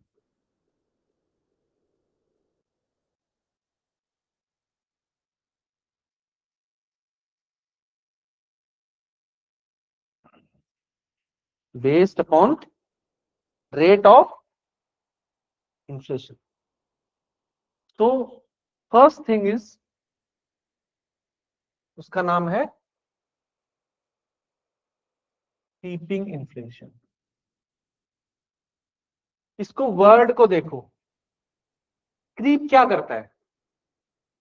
रेंगना, snail creeps means, what do you mean by the word?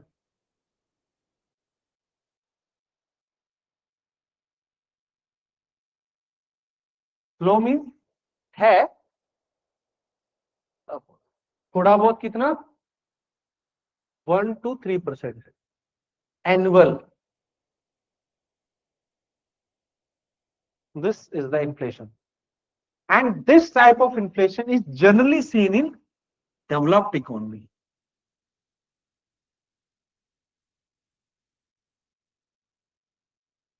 And this type of inflation is good. क्यों? क्योंकि प्राइसेस राइज होंगे तभी तो प्रोड्यूसर को कुछ ना कुछ इंसेंटिव है that he will produce something.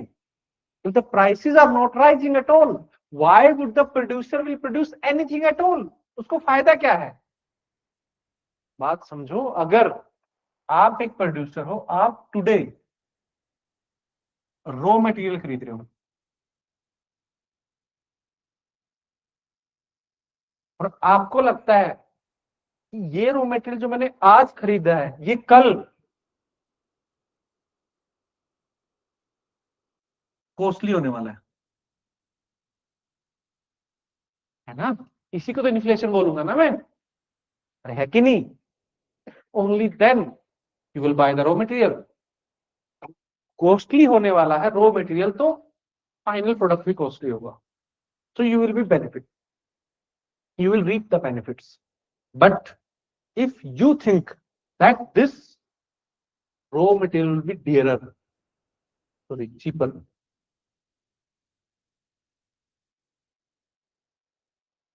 आपका तो भारी नुकसान हो गया है ना? आज जो खरीद रहे हो, अगर रॉ मटेरियल सस्ता हो रहा है तो फाइनल प्रोडक्ट भी सस्ता होगा। और आप whatever decision you have taken today, you have taken it keeping in mind today's scenario. So will you invest more? Will you produce more? No, you will produce less. So उससे क्या होगा, production कैसे हो रहा है,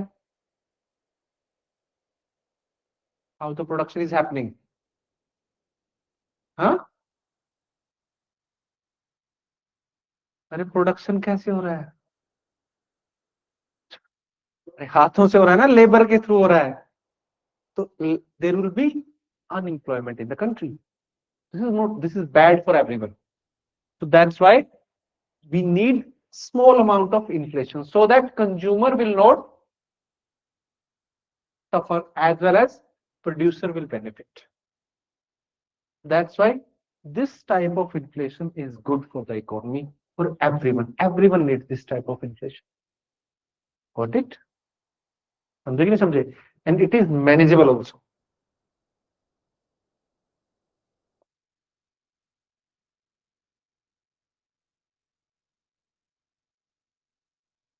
Investors love this type of investment. Investors will love this type of inflation. So there will be increase in FDI. बाहर से investment आएगी। यहां तक बात क्लियर है? चले आगे। एक ये इन्फ्लेशन है। अब कुछ नहीं, हमको रेट को बस बढ़ाते जाना है। अब रेंग रहा था, अब क्या करेगा, चलने लग जाएगा, और उसका नाम क्या होगा, वॉकिंग इन्फ्लेशन। ये कितना था, 3 या 4, 5, एग्जैक्ट कोई नंबर नहीं होता ऐसे, ठीक है, बस मैं आपको एक आइडिया दे रहा हूं, 3 to 10% annually. This type of inflation is seen in developing countries.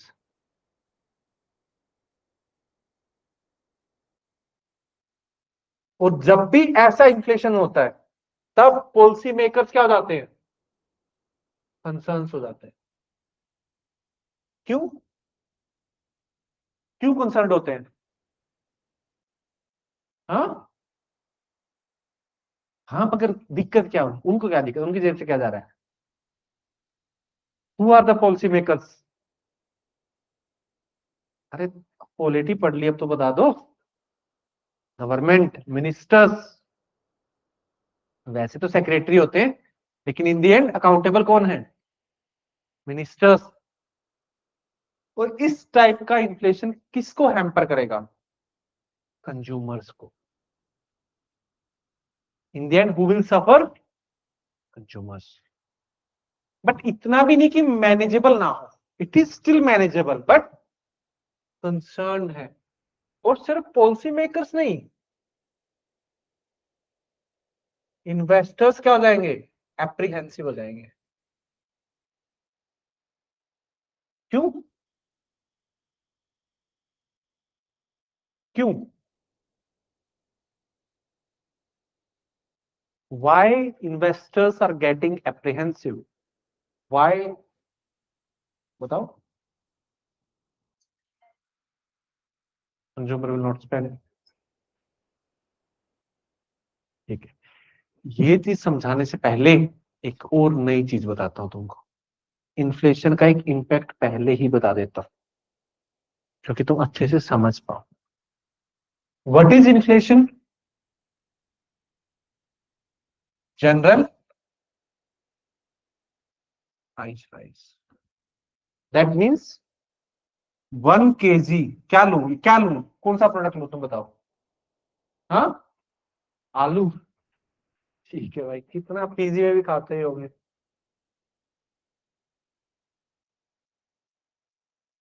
1 kg potato ले लिया, ठीक है, इसका प्राइस पहले कितना था, 20 रुपए था। अब इसका प्राइस राइज हो गया, कितना,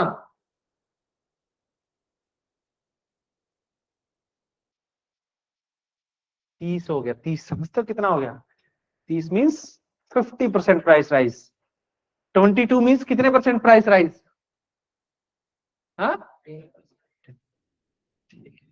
को सी सेट की टेंशन हो रही तुम्हारी। 10%, सॉरी मेरी ही दिक्कत है भाई। 10% increase in the rise in the inflation or in the prices। बात समझ में आई?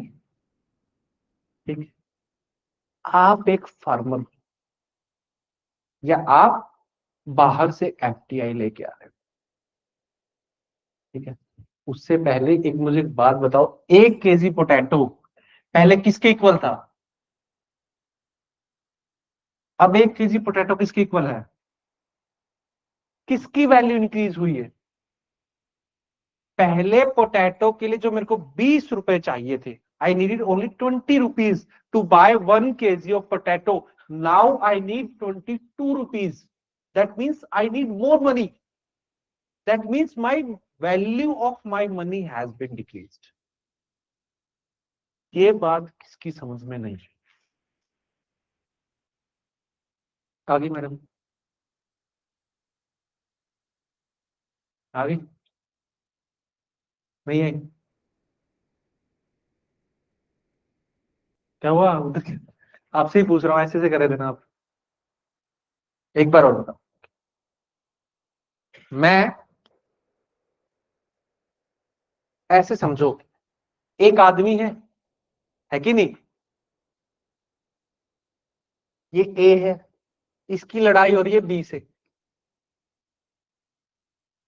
Both are equal, okay, that means they are equal, कोई नहीं कुट रहा है।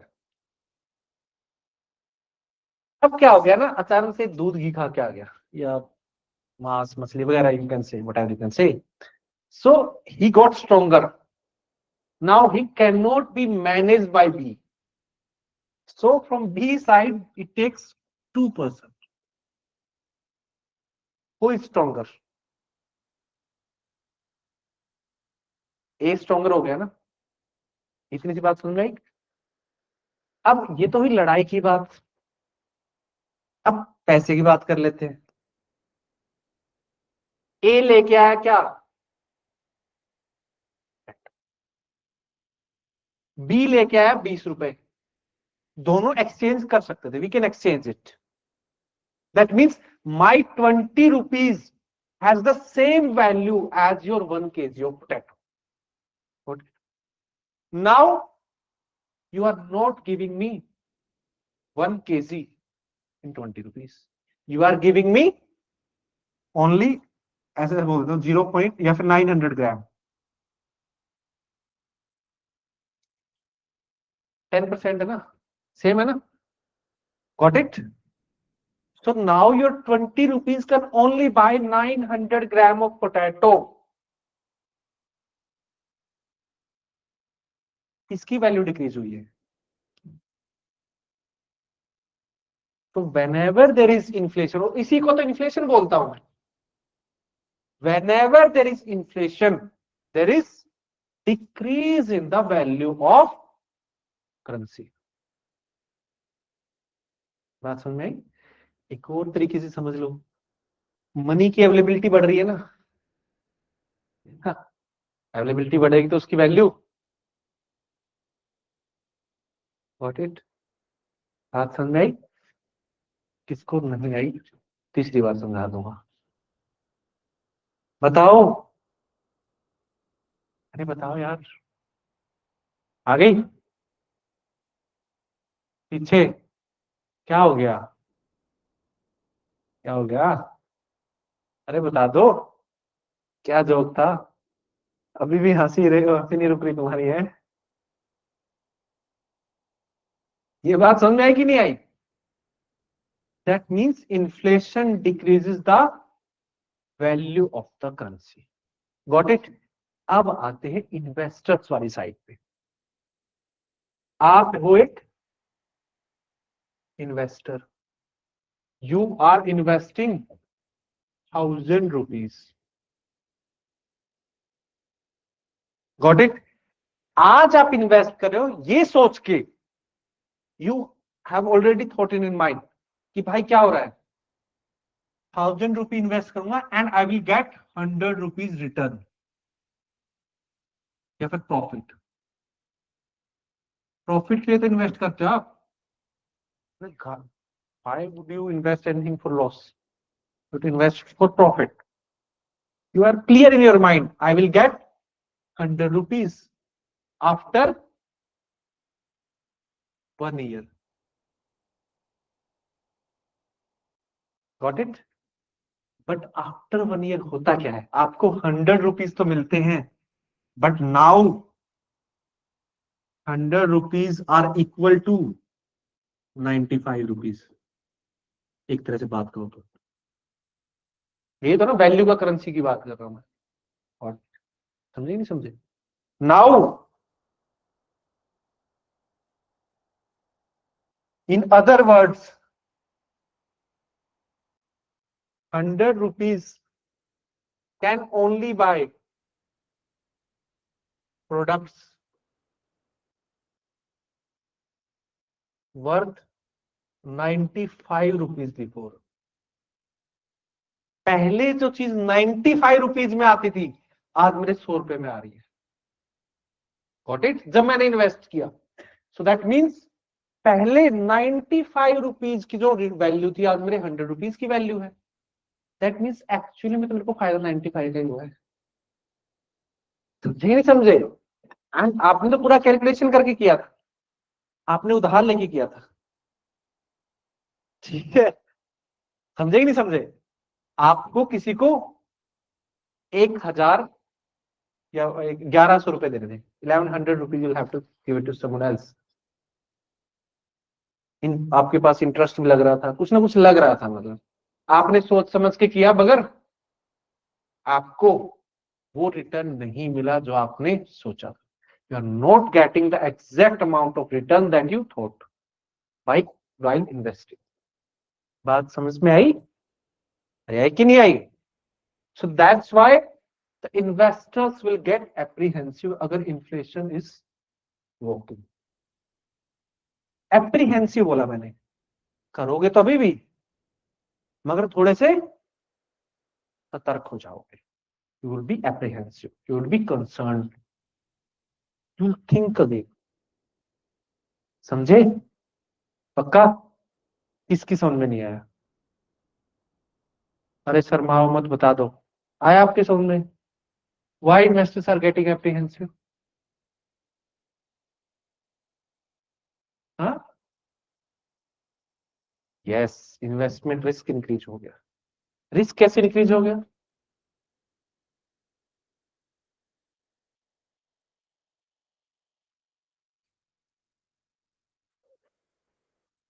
आपका रिस्क नहीं बढ़ा है, आपके रिटर्न्स आर गेटिंग डिक्रीज्ड।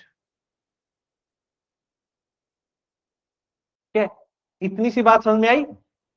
अब ये बात को मैं जब अगले चैप्टर्स पढ़ाऊंगा ना, फॉरेक्स रिजर्व है ना, जो मैं कन्वर्जन ऑफ करेंसी पढ़ाऊंगा, तब मैं और किसी से जोड़ दूंगा इसको। बट कॉमन सेंस समझ में आई कि नहीं आई? ऑल अबाउट कॉमन सेंस ना। तो नेक्स्ट ये बात समझ में, investors are getting apprehensive and policy makers को कंसर्न है, तो दे विल टेक स्टेप ना, they will take step to reduce it. Got it? समझे कि नहीं समझे? समझे? चले आगे। अब इसके बाद क्या होगा?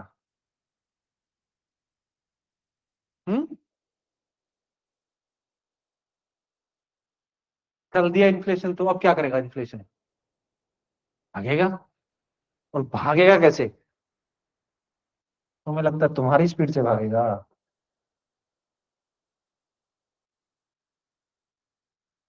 It will Gallup. क्या होता है गैलपिंग? हाँ,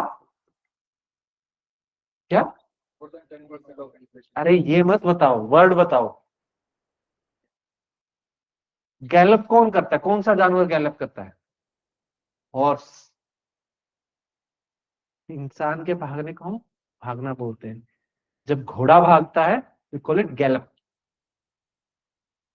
समझे कि नहीं समझे?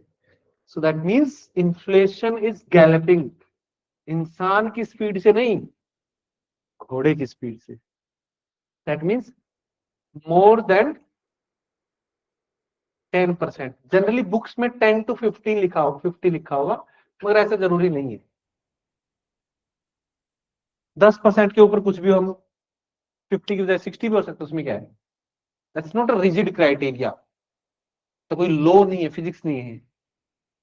मोर देन 10 कुछ भी हो, कुछ भी आ जाए, गैलपिंग है। मगर इतना ज्यादा भी नहीं। कितना?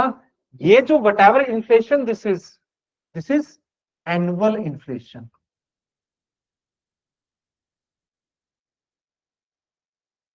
यहां पे भी एनुअली था ना, यहां पे भी जो रेट है ये पर ईयर के हिसाब से है। ये बात आपको समझनी पड़ेगी।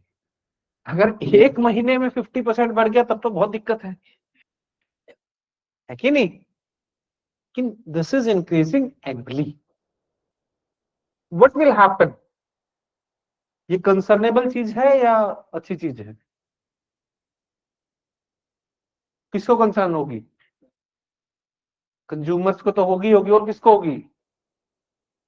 पॉलिसी मेकर्स को। ऐसा इन्फ्लेशन दिल्ली में आया था और दिल्ली की सरकार गिर गई थी, वो भी ओनियन को लेके। ओनियन के प्राइसेस चले गए थे 150, 200, 150, 200 के around, and the state government collapsed, मतलब UT government collapsed. Got it? वो भी कुछ दिन थे, ठीक है? तो it is very concernable for policymakers. It can cause a lot of trouble for policymakers.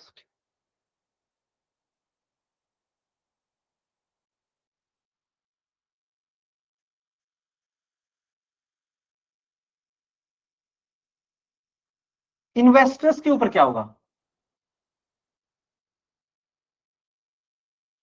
What the investors will do? कम कर देगा, कम तो पहले ही कर देगा, वो पुल कर लेगा। Investors will pull out money. FDI की फ्लाइट हो जाएगी। पहले जो बाहर से पैसा आ रहा था भाग जाएगी। समझे कि नहीं समझे? That's what is happening in galloping inflation. बाकी और भी बहुत चीजें हो सकती हैं, जो जो बुरा हो सकता है वो सब हो जाएगा, ठीक है? समझे कि नहीं? मतलब स्टार्ट हो जाएगा, ऐसा नहीं कि हो ही जाएगा, स्टार्ट हो जाएगा। Got it? जो जो बुरा हो सकते वो सब स्टार्ट होना शुरू हो जाएगा।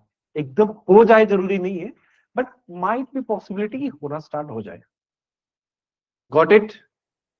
बात समझ में आई कि नहीं आई? अब क्या होगा? अब इन्फ्लेशन क्या करेगा?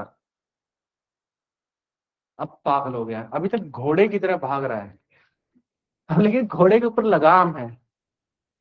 We can control the horse. This अब till now it is controllable, ठीक है? We can control it. अब घोड़े की लगाम छूट गई, और आपकी जब लगाम छूट जाती है तो what will you do? You get hyper ना। लड़ाई झगड़ा कब करते हो? हाइपर हो जाते हो। सो यहाँ पे भी हम क्या करेंगे? हाइपर ही होंगे, और क्या होंगे?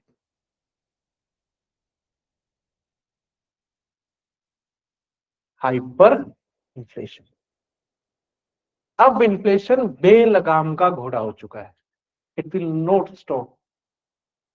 Got it? अब क्या होगा? 50% मंथली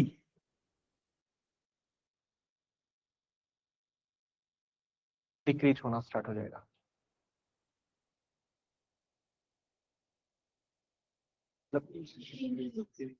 सॉरी, मैं कौन सा हरियाणा से हूँ, गलती मान लूंगा मैं। ठीक है? So what will happen? ऐसा होता कब है? हाइपर इन्फ्लेशन बहुत कम टाइम पे देखने को मिलता है, अभी इस टाइम पे वेनेजुला में है कुछ सालों से, जिम्बाब्वे में, श्रीलंका में, you can say in Germany after World War one, Germany, yes after World War one, तभी तो हिटलर का राइज हुआ था। Things are not complex, things are not isolated, nothing happens and politics never happens in the vacuum of economy, it's everywhere, it's economy stupid, बताया ना कल। Hyper inflation हो गया, लोग एक ब्रेड लेने के लिए बोरा भर के पैसे लेके जाते थे, got it? So that caused a lot of problem, and in Iran also, but Iran did a very smart thing, it also demonetized this currency, बोला कि 10,000 का नोट लेके आओ, 10,000 रुपए लेके आओ एक तरह से, और इसके बदले 100 रुपीज का, 1 रुपए का एक नोट ले जाओ, नोट ही तो बदलना है, पहले 10,000 का बोरा भर के लेके जाना है, 1 रुपए से लेके जाना है, that's what the Iran did. मगर जर्मनी के पास ये भी ऑप्शन नहीं था, मिलियन टाइम्स राइज हो गई उसकी करेंसी, मतलब इन्फ्लेशन मिलियन टाइम्स, उसकी करेंसी की वैल्यू गिर गई, and that's what happens when you print money. जो मेरे गंदे गंदे विचार होते थे बचपन में कि पैसे छाप लें तो सही है ना, और मैं तो ठहरा नो साइंस बैकग्राउंड, मैं तो लगता था सही बात है। एक्चुअली में यूपीएससी प्रिपरेशन बहुत हेल्प करती है, बहुत सारी चीजें हैं। एक तो ये थी, जब मेरे को ये पता चला था तो मैं आई एम लाइक, कुछ मोमेंट्स थे, इकोनॉमी ने मेरे को ऐसे मोमेंट दिए हैं कि वो नहीं होता, क्या होता है एक तरह से, कोई नई चीज मिल जाती है, क्या बोलते हैं उसको, यूरेका मोमेंट। मेरे को ऐसा मोमेंट एक तो इसने दिया था कि प्रिंटिंग मनी से क्या होता है, एक वो था, आगे बताऊंगा, वो तो बिल्कुल ही मैं उछल रहा था, ठीक है, कूद कूद के सबको बता रहा था कि अरे, क्योंकि क्यों बता रहा था वो भी मैं बताऊंगा, कि तुम लोग मनमोहन सिंह के टाइम के नहीं हो, तुम उस टाइम के नहीं हो जब मनमोहन सिंह जी के खिलाफ कॉन्स्पिरेसी रची गई थी, ठीक है, और जब मुझे लगता था अरे अरे क्या हो गया, देश तो बिक गया बिल्कुल, ठीक है, समझे कि नहीं समझे, कॉन्स्पिरेसी तो नहीं कहूंगा, मतलब कैन से ही was cornered on that front, लेकिन ये समझ में आई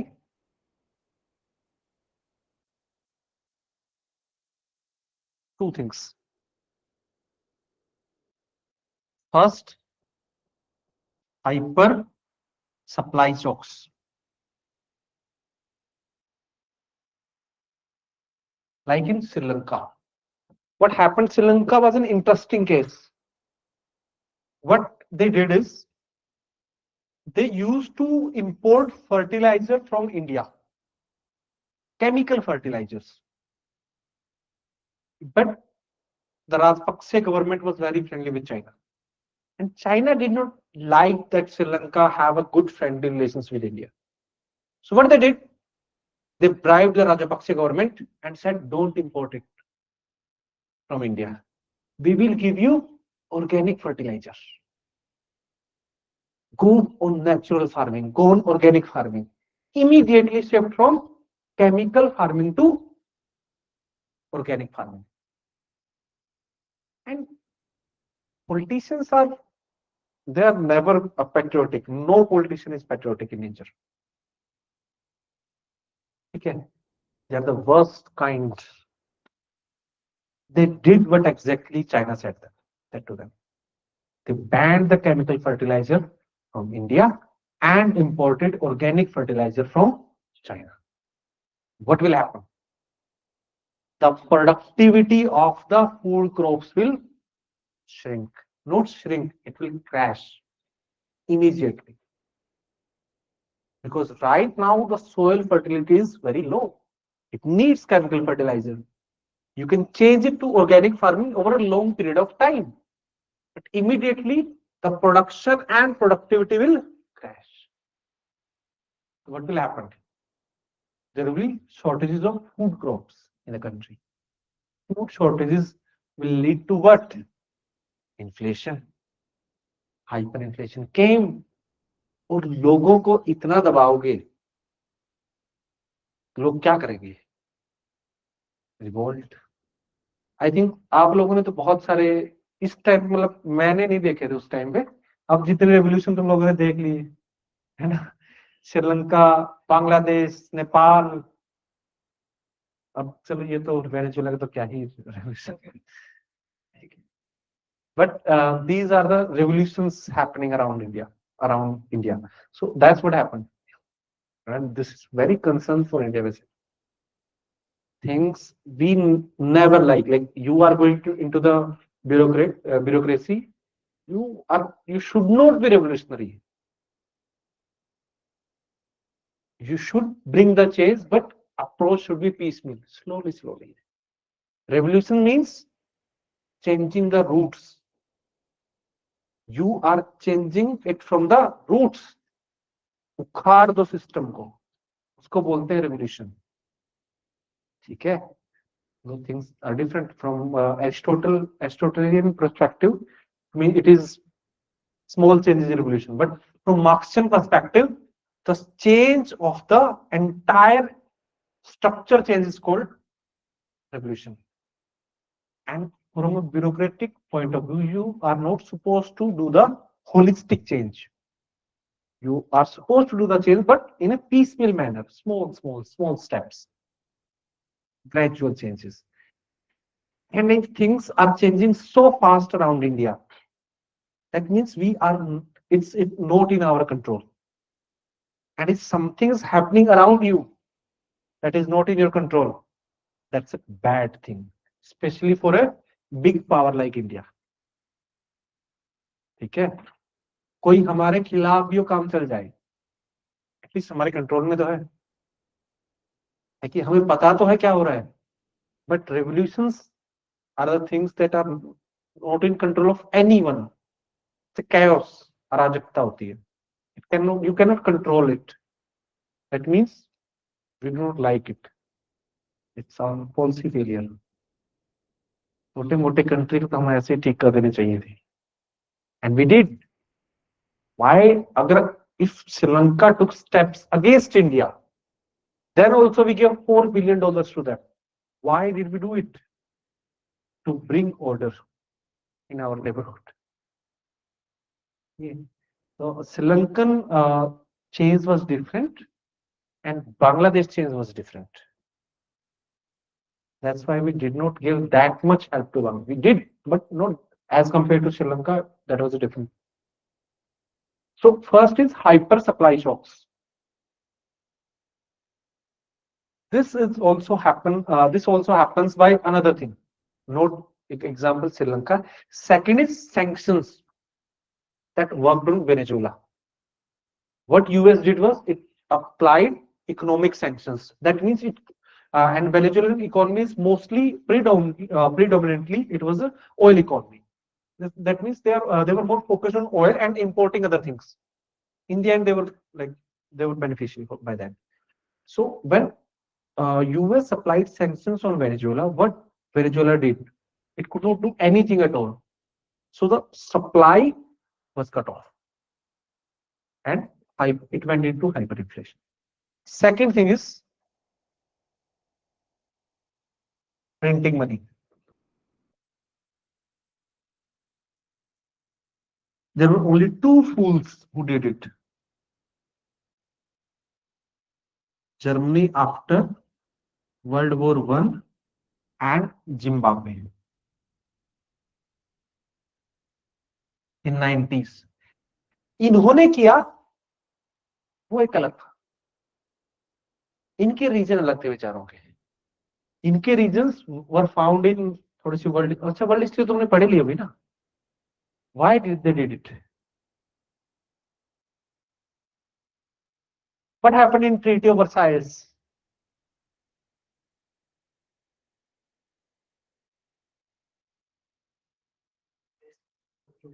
Overall, what happened in Treaty of Versailles? In one sentence, what you can say? Humiliation. Even though जब ट्रीटी हो रही है, the victorious powers were sitting. Germany diplomats were not even made to sit; they were made to stand. खड़े रहो. That much they were humiliated, and the entire war burden was put on the Germany. What Germany did कि हमको पैसे ही तो देने हैं, आप क्या दे देते? Got it? That's why they printed the money, but it went out of control. Got it? That led to rise of Hitler, and Hitler sold it. Hitler really sold it. Hitler की economics अगर आप समझेंगे for 7 to 8 years, that was a miracle for Germany.